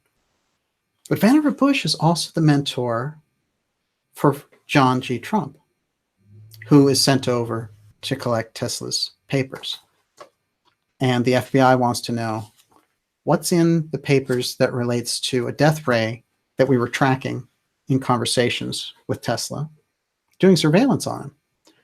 And he was saying, what they said to Trump was, we want to learn something about this technology that could take flying objects down at a distance. So that if someone was in Hawaii, they could press a button and knock something down in the UK. Again, flying objects, and just a few years later, unidentified flying objects. So you have to wonder what they were targeting there with Tesla's technology. Vannevar Bush, National Science Foundation advisor to FDR, Truman, and Ike. It's the highest position for science you can get. Physicist Robert Sarbarker, as I pointed out earlier, confirmed Bush was in charge of the UFO file, and so did the politician, the pretty high-end politician in Canada, Wilbur Smith. His own records say that not only are they studying UFOs, but Vannevar Bush is the one doing the work. He's leading it. That's in the book Aztec UFO Crash. It's a letter, and I've shown the letter. It's in Tesla, Trump, and the Time Capsule. I don't know which episode that is, but it's in there. It's easy to find. Let's see. Raytheon, which was founded by Bush, means light of the gods in Greek. And of course, he was the master of the MIT Mason Lodge, which was called Richard McLaren Lodge. And McLaren's a very interesting guy, too. By the way, his book, his big breakthrough is called The Theory of Light. Again, we're getting into this celestial light idea. In theosophical terms, they call it astrolite. Okay, and then finally on that, Perry Bush was the father of Vannevar Bush, gave the keynote address for Teddy Roosevelt when he came as president. And then, so I think we have a pretty good idea of all this and how it works out. The only thing that I think we need to clarify is that part of this, the danger involved and what they're facing, what they're up against, the danger of the X technology. And this is what part 2 tomorrow night is going to be all about. What the heart of it is, the battle that's going on. And it's both a physical, technological battle, and it's also an esoteric battle. And it is a battle in a way of mystery schools on one hand, and it's a battle of technology groups, incredible covert groups moving around black budget technology. It's both. There's no getting around it. So you can't really talk about one without the other. We've touched on the Bulwer Lytton work before about Vril and how he let a certain amount of this out. Besant certainly talked about airships. We have it over and over again, and even in the New York Times. But she's talking about them in this period as she is locking up the Keely technology and safeguarding it and vouchsafing it for the future. She knows the danger involved because she's going back to the Atlantean records, and she's saying, look what they did in Atlantis. They completely bombed these people from the air. So these things are coming together now. There's a lot of books that were hanging out there that just didn't make sense that were about this Atlantis technology. We're getting a much better picture of what that whole piece was about. Blavatsky, by the way, coined the term intelligent design. You won't hear that too often. We all know what intelligent design is all about. There's a Blavatsky chapter in The Secret Doctrine, and I've just, to round out the whole shebang, I'm going to read what Blavatsky had to say regarding who Keely was and the technology he was bringing forward, just in case there are any doubts about how important his work was, and how we really should regard him on the same level as like a Tesla-type character. This is in Chapter X of The Secret Doctrine, the 1, which is Cosmogenesis, by Helena Blavatsky. And the chapter is called The Coming Force. And if you'll keep in mind that Bulwer Lytton's book was called The Coming Race, right? Okay, so what she says is, quote, "We say and maintain that sound, for one thing, is a tremendous occult power. That it is a stupendous force of which the electricity generated by 1,000,000 of Niagaras could never counteract the smallest potentiality when directed with occult knowledge." And that's emphasized. "Sound may be produced of such a nature that the pyramid of Cheops would be raised in the air, or that a dying man, one at his last breath, would be revived and filled with new energy and vigor." Sound. "For sound generates, or rather attracts together, the elements that produce an ozone, the fabrication of which is beyond chemistry, but within the limits of alchemy. It may even resurrect a man or an animal whose astral vital body has not been irreparably separated from the physical body by the severance of the magnetic or odic cord. As one saved thrice from death by that power, the writer ought to be credited with knowing personally something about it." Blavatsky is sharing with us here that 3 times she faced death and was saved by this process. "And if all this appears too unscientific to be noticed," yes, good point, "let science explain, quote, to what mechanical and physical laws known to it is due to the recently produced phenomena of the so-called Keely motor, question mark. John Keely, of course. What is it that acts as the formidable generator of invisible but tremendous force of that power, which is not only capable of driving an engine of 25 horsepower, but has even been employed to lift the machinery bodily? Yet this is done simply by drawing a fiddle bow across a tuning fork, as has been repeatedly proven." This is obviously the sound aspect of Keely's technology, doing these incredible things using sound. For etheric force discovered by the well-known in America and now in Europe, John Keely of Philadelphia, is no hallucination emphasized.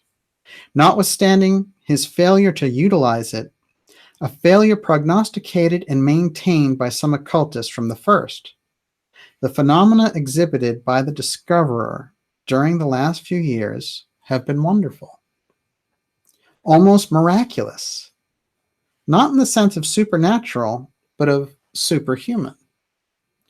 Had Keely been permitted to succeed, he might have reduced a whole army of atoms in the space of a few seconds, as easily as he reduced a dead ox to the same condition.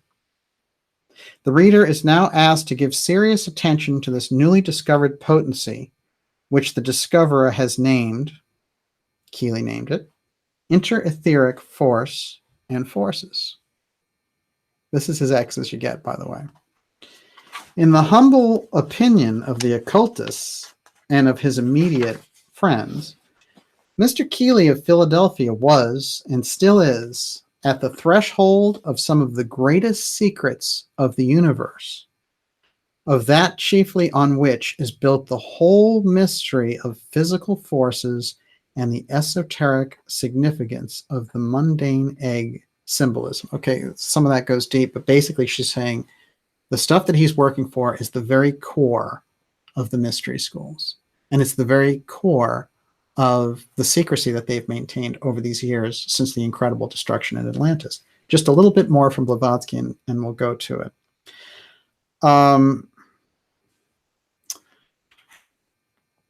His ideas about the ethereal-material construction of the universe look strangely like our own, being in this respect nearly identical.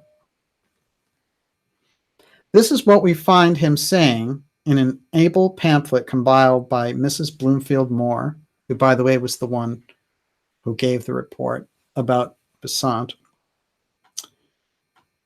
Mrs. Bloomfield Moore, an American lady of wealth and position whose incessant efforts in the pursuit of truth can never be too highly appreciated. Quote, Mr. Keely, in explanation of the working of his engine, says, in the conception of any machine heretofore constructed, the medium for inducing a neutral center has never been found. If it had, the difficulties of perpetual motion seekers, which every inventor of that period and after tried to find those, would have ended, and this problem would have become an established and operating fact. It would only require an introductory impulse of a few pounds on such a device to cause it to run for centuries.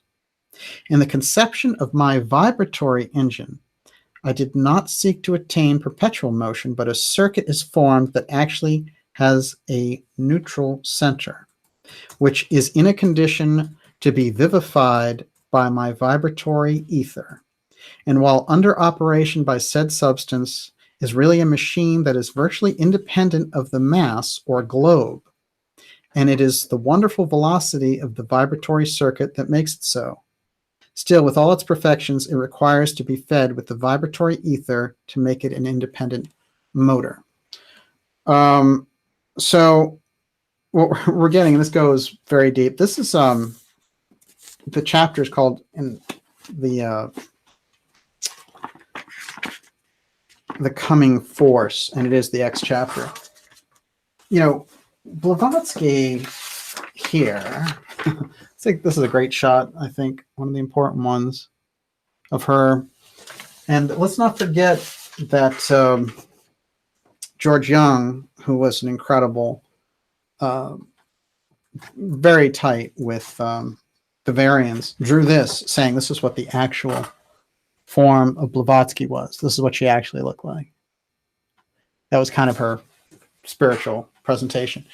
What's happening there is Blavatsky is telling us Keely's it. He's got it. She doesn't know what's going to happen with it.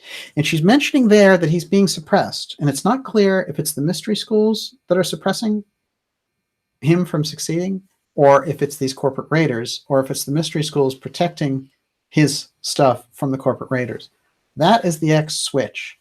And it is Besant who is the one at the end of Keely's life who's able to receive that. But she is coming right on board in the heart of her most famous book and telling us that Keely is the stuff that he was working on. That is the heart of the X effect that we're talking about. That is the heart of this occult secrecy. Unbelievable when you really put those threads together. And we have here tonight the Varian brothers. Let's keep in mind from the letter from Besant, founding Halcyon in California and becoming the crucial factor in developing the klystron, which is the atom smasher at CERN and all of these other deep space technologies. Now we have the answers on 3 different levels. We have the individuals involved. The next stage, which we're going to do tomorrow night, is how do the forces that we call around these mystery schools the Great White Brotherhood, which is one major lodge that is handling this and has been referred to by all of these esotericists as at the heart of the spiritual development of humanity. But what about Ahriman, which is at the heart of the opposition? And how do these two forces face off in a mystical sense and in a technological sense? If we can bring those in together, then we're going to understand how the world works a whole lot better. And it's great to have everyone here. I want to show you a quick picture of Halcyon. And this is fascinating, just in case there's any doubts about the level of their kind of spiritual aspirations. That's the Varian's dad, John Varian there. Let's see if we can take closer, just a little bit of a closer look. These are people in mystical experience. These are people channeling this Master Hilarion, and they're getting results. And their sons will go on to lead the X technology through these various different projects. So, you know, let's keep this in mind. Another quick shot. I'm seriously, you know, in finding some of these things, I was like, it was blowing my mind because these guys made such an incredible impact. And although they're understood in certain circles, their impact on our daily lives now, Vannevar Bush and the Varians, is just off the charts. But that's a shot of them. And that's the newspaper, the Palo Alto News. And the headline reads, "New Stanford radio invention heralds revolutionary changes." Well, it sure does. And of course, the classic shot of them together. Really the original Silicon Valley geeks. And doing a great, incredible job bringing this spiritual information into a technological environment. Theosophy, Besant, Blavatsky were always worried that Keely's information was going to get misused. In the final analysis, Hilarion, working through the variants, was it misused? Is it being misused now? And that's John Varian, the dad, a little younger, when he was a little more radical. And with that, I'm going to turn it over to Olivia. Okay. So now John gets the first question. Do you think the president is watching? Someone must have told him about this series. Well, first of all, his uncle's at the very heart of it, because Vannevar Bush really is being so close with John Trump. And I feel that Trump knows a lot about his family background and what they were involved in. And I believe that they've shared that with him. On the off chance that he didn't, they know he knows a heck of a lot more now. There's no question about it. I think that there could be somebody tracking the information. Certainly. If they were smart, certainly they would, because the president needs all of the information that he can have, especially when you have a group of neocons looking to lure him into war with Iran, which is the biggest would be the next biggest mistake in American foreign policy.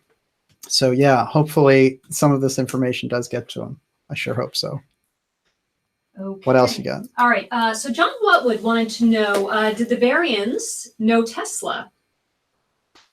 And where can you find more information on the Varians? Well, I've been reading their collected papers, which they left behind a lot of papers, and there's a few good books. One of the books is The Inventor and the Pilot, which is written by Varian's wife, and of course the inventor being Russell and the pilot being Sigger. And like I said, Sigger died in a plane crash. There is material that's available. I found some interesting channels, and I've been talking with some people who actually knew them, which is fascinating. And trust me that as much as I've learned about them in the past period here, I want to learn a lot more. I'll put it to you that way. So yes, we're in this ride together, you and I. JJK wanted to know who Wilbur Smith was. Wilbur Smith is someone who was very high up in the Canadian government. He's somebody who really was concerned about the UFO aspect, and he thought that the Americans were hiding a lot of what was going on. And his letters back and forth got declassified in 1969, interestingly enough. And one of the things that I learned in speaking with Stan Fulham, who was the ex-NORAD officer who had predicted this UFO sighting over New York in 2010, was that, and this is something that was echoed by Paul Hellyer, who's the former defense secretary, in my interview with him, which goes back a few years now. But he said that the counterparts of the military in Canada and America will converse back and forth and send information back and forth outside of the scope of the leadership. So the president and the prime minister never get to see what they're talking about. They have certain rules and protocols where they share secrecy. So that's a fascinating reality if it's true. Aaron Moon says Netflix is doing a show called Strange Angel about Jack Parsons. Did you know that? Oh, yeah. Well, Parsons has been one of those characters that's been hanging out. I hope they don't sensationalize it, but certainly from creating JPL and being involved in the rocket program the way that he was, and being a deep occultist and wrapped up with L. Ron Hubbard and Crowley, he is absolutely fascinating. And I do feel that there are some very interesting parallels there in that work with what was happening with the UFO file. So I hope they do a good job with it. David Donaway, was Vannevar Bush a member of Bohemian Grove like Jack Parsons? And also there's some misunderstanding about whether Vannevar Bush is related to the Bushes. I have not been able to find a tie of Vannevar Bush with the Bush political family, because Vannevar Bush, they are very interesting. They have deep Masonic ties, and they are both from Boston. But I haven't been able to find actual family ties between Vannevar Bush and George Bush, although I found a George Bush who is the granduncle of George Herbert Walker Bush. And he was a raging mesmerist and Swedenborgian. And we found him behind he was one of the figures behind that great reading room, Swedenborg library, that I used to go to even as a teenager in Boston. And just, you go there and it's spread out with all these books of Swedenborg talking about mystical principles and angels. And, he was a hard figure to debunk, because Swedenborg really was deep into it. And I understand he's a major influence on Carl Jung's thinking, which makes sense to me, actually. But yeah, powerful stuff. Robin Hood says, it's a fun discussion group with lots of rabbit trails. Where does Elizabeth Clare Prophet fit in? Well, Clare Prophet is also a Boston connection, because she's at Boston University and she meets Mark Prophet, who is much older than she is. And he's like, oh, I think I'm channeling the White Brotherhood. And what happens is she encounters the same masters as Blavatsky and Theosophy did. And she was more of a controversial figure. She moved everyone to Livingston, Montana, and at a certain point, it became maybe something of a cult atmosphere, or the media were trying to portray it that way. I had a friend who went there to the Summit Lighthouse and visited with them, who said it was largely a gardening community. But I don't know. When you look at the material, and I've read her material like the Book of Enoch and stuff, she certainly is fascinating, but I don't know if she had the spiritual insights the way that a Besant or a Blavatsky did. But certainly she's the modern version of working with those ascended masters, and you find a number of groups will claim that. But this concept of ascended masters, again, this is so much more important in a way than thinking about just some wild aliens out there, because these are beings that are recorded here, and they have a role with humanity, and they are aloof in a sense, and that they're kind of alien in this sense, which is that we don't know, we don't have that relationship with them. But there are people who go into these kind of spiritual phases and communicate and have those types of things. But I don't know if Claire Prophet's work would be a direct tie over in that sense. And certainly it's like that's the ultimate crossover when Theosophy has the ascended masters. But we have to keep in mind one weird thing about all this, which is what Steiner says about the occult imprisonment of Blavatsky's seeing. After she put out Isis Unveiled, after she had threatened these American secret societies that were deeply involved with the U.S. political process, that she wanted to join, and that she wasn't interested in being left out because she wasn't a man, which is what they were telling her. We don't accept women. That she said, I'm going to expose your secrets, basically, and work with this other lodge in France. That they combined their efforts to psychically put her in this thing where her vision would be skewed, her psychic vision would be skewed. So what happens to her after, and there are some left turns, let's say, after Isis Unveiled. So it is very interesting how much of that was interference. We have to keep that in mind when we're looking at the Ascended Masters, but certainly they come up over and over again. And the concept of masters is in every major esoteric tradition. So it's obviously real. No question about it. Count Roxo and Lee Veltman want to know your thoughts on Nicholas Roerich. Well, what we can say about Roerich is he's one of these early guys who has a UFO sighting. He's a peace activist, and he tries to come up with the Roerich Pact, which is a big peace push. But he has a UFO sighting with a group when they're scaling the Himalayas or something, 1927. And the ship looks just like what you would report in any of these other ones that we see so many, 20 years later, they're all over the place. But in 27, it's quite remarkable. So, yeah, I would say he's very interesting. He's certainly interesting. And somebody always pretty good to study, I would say. Titan Blended wanted to know how many Ascended Masters there are. Well, there's quite a few.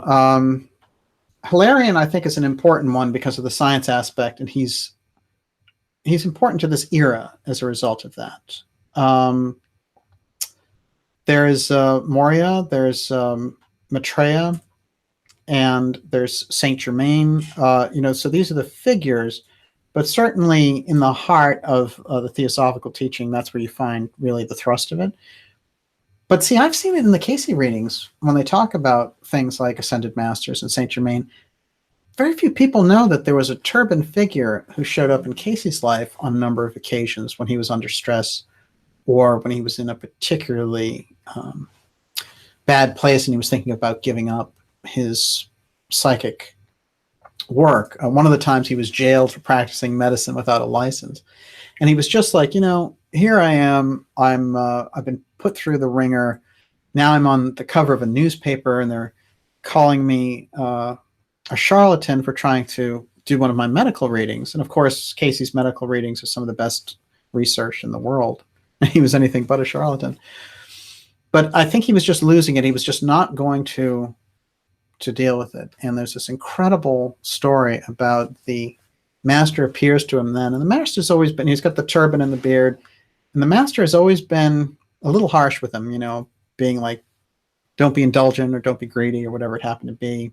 And so he's always been a little bit of a figure that was an authority telling him, watch out. One time when Casey was giving readings, he showed up and he said, you're with the wrong people.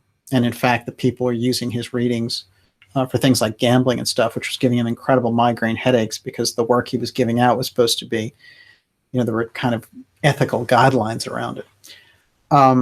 But in this case, after he had this incredible experience of having to go to jail temporarily before they let him out for practicing medicine without a license, he's walking down the street in New York where he had gone to do these readings from Virginia Beach. And the figure comes down, walking down the street towards him and kneels before him, basically saying, I'm this ascended master. Here I am humbling myself before you. And here you were humbling yourself, having to go to jail for trying to do something good with your readings. It's an incredible moment. Do people associate Casey with the Ascended Masters? No, but I'll tell you something. After tomorrow night, they will. Mm-hmm. Okay, what else you got? Sandy Shores wanted to know, how do they navigate through the fourth distorted dimension to the Ascended Masters? And that kind of links with another question, is basically, how do the spiritual, Andrea Ladon says, why do the spiritualists trust those talking to them? Why do they trust them? Well, look, when you are, we'll start with that one. Mm-hmm. When you're in this realm of opening yourself up to influences, it's like anything else. You have certain guidelines for how you interact with people, and you attract good people or bad people, depending on the situation. More often than not, you attract good people, right? But you're going to have situations like that where you draw boundaries and all the rest of it. And it's something that happens as you do it. You understand basically who's a good influence and who's not a good influence. But, there was a lot of superstition when spiritualism came out. And Emma Britton talks about this in this incredible book, which I recommend everyone get, which is the autobiography of Emma Hardinge Britton. And remember, Hardinge is the name that she got from the Orphic Circle that she kept as a surname her whole life. So incredible impact that they made on her. But most of it was religious superstition. Oh, you're talking to spirits, it's evil. And there's that whole thing about a Ouija board and people doing it just for fun and all the rest of it and opening themselves up. Or when people drop acid or something, or do magic mushrooms. There are all these different kind of shortcuts to it. But then again, you have groups which are peyote cults. We know all the people who do these spiritual exercises with ayahuasca and stuff. It seems to me the intention going in and the kind of opening yourself up to the ceremony of it. There's a number of protocols for people who do it regularly where they surround themselves with protection when they go into astral situations. There's no question that it's something that people develop. And so they learn to trust things like the information that they get, just like Casey did when it was helping people and when they were getting some practical value out of it. And I think the idea is when it doesn't, you leave it alone. What was the other part of that? The first part, I'm sorry. I lost it. That's okay. I did think it was interesting. It was something about the fourth dimension and how do they get past that. I don't think that we understand those well enough to speak authoritatively about what they would encounter.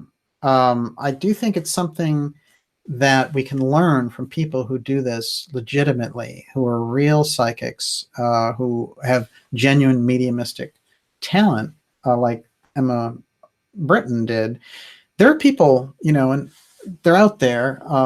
Unfortunately, a lot of the people who are pushed around this space dealing with that aren't always what you call, kind of good psychics in that way. But certainly there are people who are incredible in relation to this. And we know that when people do things like remote viewing and things like that, it's a slightly different process. But they do encounter things. They encounter barriers. Ingo Swann, one of the most incredible things, that they sent him off to remote view the moon, and he found that there were telepathic guardians there that were kind of very difficult to deal with. And he would also find himself in situations when he was observing things in these projects where some of their telepaths would observe him, and the minute that anything like that happened, let's say if he was, looking at something in Russia or something to get information for the American military, their telepaths would turn on him, and then his lead, the person who was guiding his session, would say, "Get out," like just come back. So there's a lot that we don't know, but we're right on the cusp of that. And I think that so much of it that Theosophy was getting to, that Anthroposophy was getting to, that the spiritualists gave us, has been negated by an incredible, the glorification of sports, the glorification of celebrities and all this stuff has really pushed so many things out of our consciousness. And we have to really start to think about what are the things that make our lives valuable, what makes the things that we do so important. And are we losing some of that with this kind of oversaturation of marketing and celebrity and things of that nature? I think it's an important question to ask. AR wants to know, did Ingo Swann have any relationship to any secret society that you know of? I understood that he was involved in Scientology. I don't know how much he was a practicing member of it, but there's something strange about that in relation to remote viewing. And it seems like all of the early associations with remote viewing were all Scientologists, which is a kind of secret society in a sense. But in addition to that, I don't know, but was he one heck of a psychic. Dan Guzman, where did Rasputin fit in Theosophy? He didn't, but I'll tell you, he was incredible. He does fit into this pattern, though, that I've talked about with Gene Dixon with Nixon, and Emma Hardinge, Britain with Bulwer Lytton and the future Prime Minister of the UK. These people use these things, John Dee and Elizabeth I. These people at that level need as much information and help, and they take that aspect, the psychic life, the mysticism, astrology, all these things very, very seriously. And of course, to the public generally, it's played down, but there's absolutely no question about it. It's extraordinary that, Jean Dixon at one point, in my opinion, was the most powerful woman in the world guiding Nixon. But she not only guided Nixon, she also had been given presidential readings since FDR in 1944. And of course, she went all the way through giving readings for Nixon and all the rest of it, and was very close with the Reagans, even when they were in California. So there are these people, and they do have these connections on this mystical avenue, and it's a fascinating thing for us to discover. Saucy Saucerton, what does Daniel know about the astral barrier? By the way, that's a great name. Astral barrier, well, there's a few different. Remember the Guardian of the Threshold, which is something that Steiner talked about and we got into 2 episodes ago. That's a crucial thing, because you reach a certain point in development as a spiritualist where you want to go into these realms and apprehend things in the astral realm, information, and get information. And what you hit up against is this Guardian of the Threshold, which can be kind of terrifying, but it's sort of a mirror image of yourself. And we've seen this done. They've used this in different things, from Star Trek to Twin Peaks, but they use this theme. It's been in there. It's been in the literature of confronting your etheric double, in a sense. But certainly there are barriers. I think there are ways and means when you do that kind of work to get around it and to get better. It's actually something which, with practice, you become better you're able to have to teach others how to do that.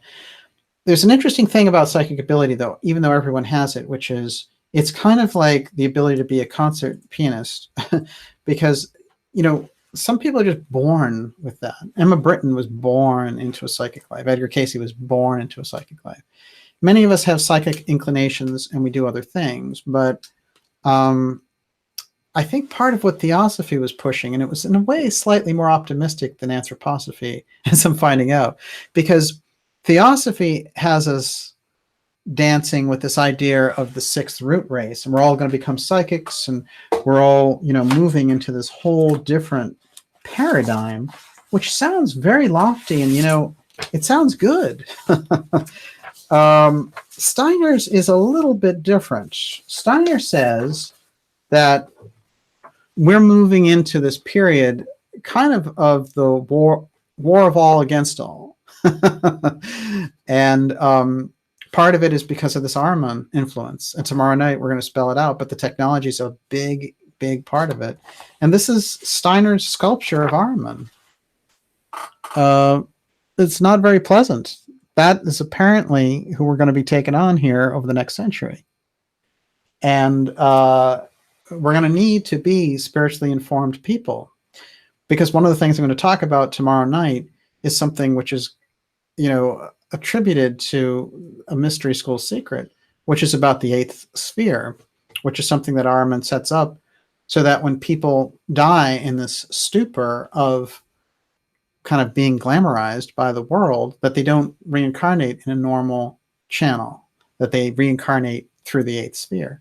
So it's very deep, esoteric layer of understanding if we want to put ourselves in the mind of the esoteric groups that put this information out. And we we definitely are going to have our hands full dealing with it. The other thing I wanted to point out, since I brought that out, was this very interesting logo on the Theosophical headquarters. That's their logo. But up there is an X in a circle, which is one more sort of good X connection with the Theosophical Society, which we've seen so many. All right, we'll take 2 more questions, and then we'll close it down until tomorrow night at 7 p.m. And tomorrow night's going to be important. So, from 7 to 9 p.m., we're going to do the show.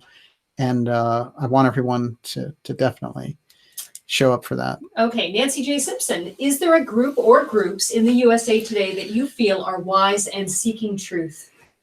Well, there's so many, but I would say this, that a lot of the really hardcore groups were formed during this period that I'm talking about. So we're looking at Theosophy, Anthroposophy, the Gurdjieff movement, which brought us the Enneagram, by the way.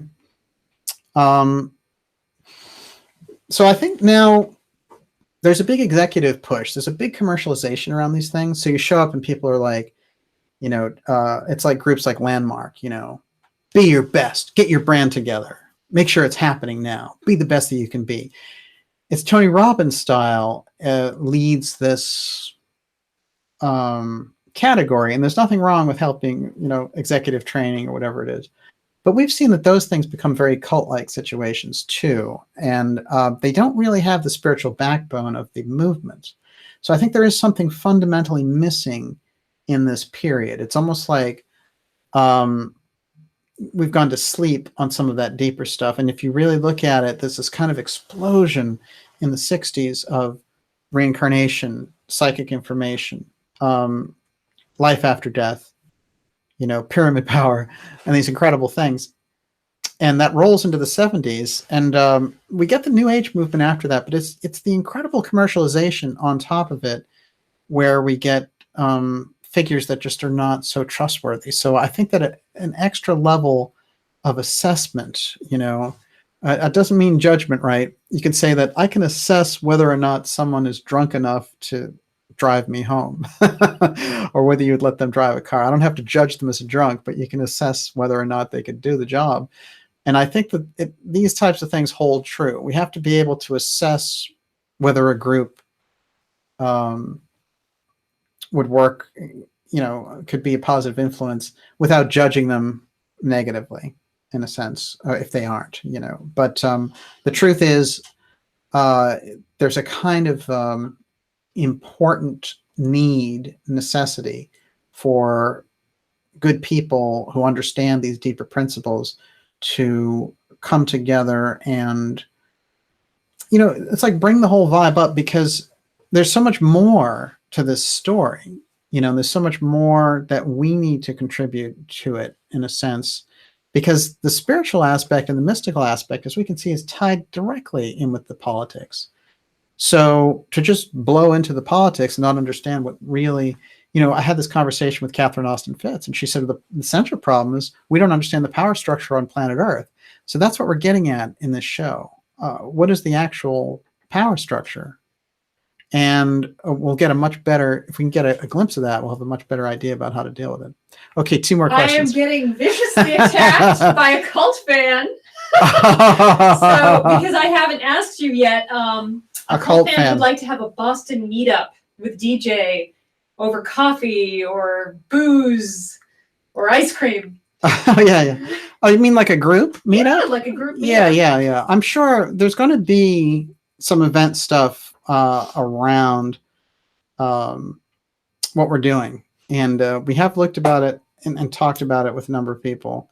So it's in the works. It's in the works for sure, and you'll be right at the top of the list. Okay.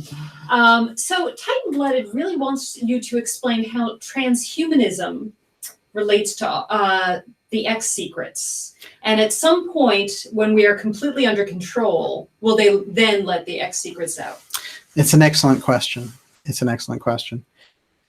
transhumanism has aspects that we can see and aspects that we can't, but it's driven by a non-human goal, which is to turn you into a machine. Now, there might be people who think that we can advance that way, and I've gone over this with Joseph Farrell. And the way we discussed it was that in some of these, the Tree of Life, there's a level where you go from the animal man into the mineral man. And what they're trying to do, basically, and we see this a lot in society with the big push towards non-gender and things like that, it is an attempt to go back to this ideal of this androgyne who got around the kind of the wheel of destiny of having to go through these certain stages of evolutionary development in order to attain a godhead. And there are groups, there are these people who think that they can become gods by merging with machines. But that's one aspect of it. But what's fascinating is the entire culture being spread out. And, the automation is one thing, but this other thing about dehumanizing people by removing fundamental things like the name he or she, for example, it's a fascinating movement. They're trying to move quick, whoever they are. So I think we're looking at an incredible consolidation of transhumanism, and it makes you wonder, what are the origin of the people who are driving that? It's certainly pretty nefarious. Let's put it that way. Okay, we'll take the last question. Okay, this is a good last question because it relates to tomorrow night's show. Excellent. Sandy Shore says, okay, do the Cabal use entities, information via dark arts / channeling / rituals to rule? And then Titan Blooded again says, no, it's the dark entities that use the Cabal to rule. Interesting. All right, my first suggestion is let's not use the term Cabal. That's suggestion 1. Too much of a conglomerate group, and it's too exercised by the likes of like a Benjamin Fulford type thing. Let's use a different term. But I understand the point that you're making. I definitely would say that there's a little bit of chaos among the more nefarious groups, covert groups, and that I don't think that they are a monolith by any stretch of the imagination. And I think that we are looking at a twofold activity. One is completely confined to planet Earth, and it has to do with our political setup, and it has to do with a kind of enslavement mentality of one group over another. In this case, a corporate overlord type scenario running small divisions of zones, basically. Then you have a much deeper emphasis, a spiritual war. And Fitz tells me that, Catherine Fitz, who's been on the show a number of times, is a good friend of mine. She tells me that the heart of her work is spiritual warfare. And I have to say that rings true the deeper I get, because there's a big caricature of evil out there. And I was talking earlier about the 2 minutes hate situation, like from 1984. What they would do is they'd get all these people worked up watching these films and going after this imaginary character, Goldstein, and channeling their hatred towards him and these invading armies and all the rest of it, and basically hypnotize them with their own anger. So we're seeing a lot of that go on when people are becoming politically aware. We have all these strange movements coming out and saying, like, so-and-so is, I don't know, eating human flesh or something. They're pouring on this caricature of evil, and people are getting hung up and getting their dose of anger by watching these things. That movement, keep an eye on it, because the more we can approach these things in a sane fashion and see who we're up against on that spiritual level, the better off we are. It's not a caricature of evil. It's more of the real thing. And that has to be kept in mind, I think, in any endeavor, whether it's politics or running a company or just running your life. You're encountering good and evil influences on a regular basis. And in this particular period, I would say that the groups for consolidation have tools that they didn't have before. They have surveillance tools.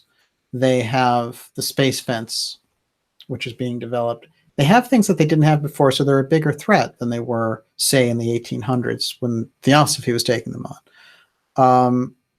So, I think we are in a unique period, and I don't think there's going to be any avoiding that aspect of it, which is we need a well-informed, spiritual, mystic frame of mind in looking at these subjects.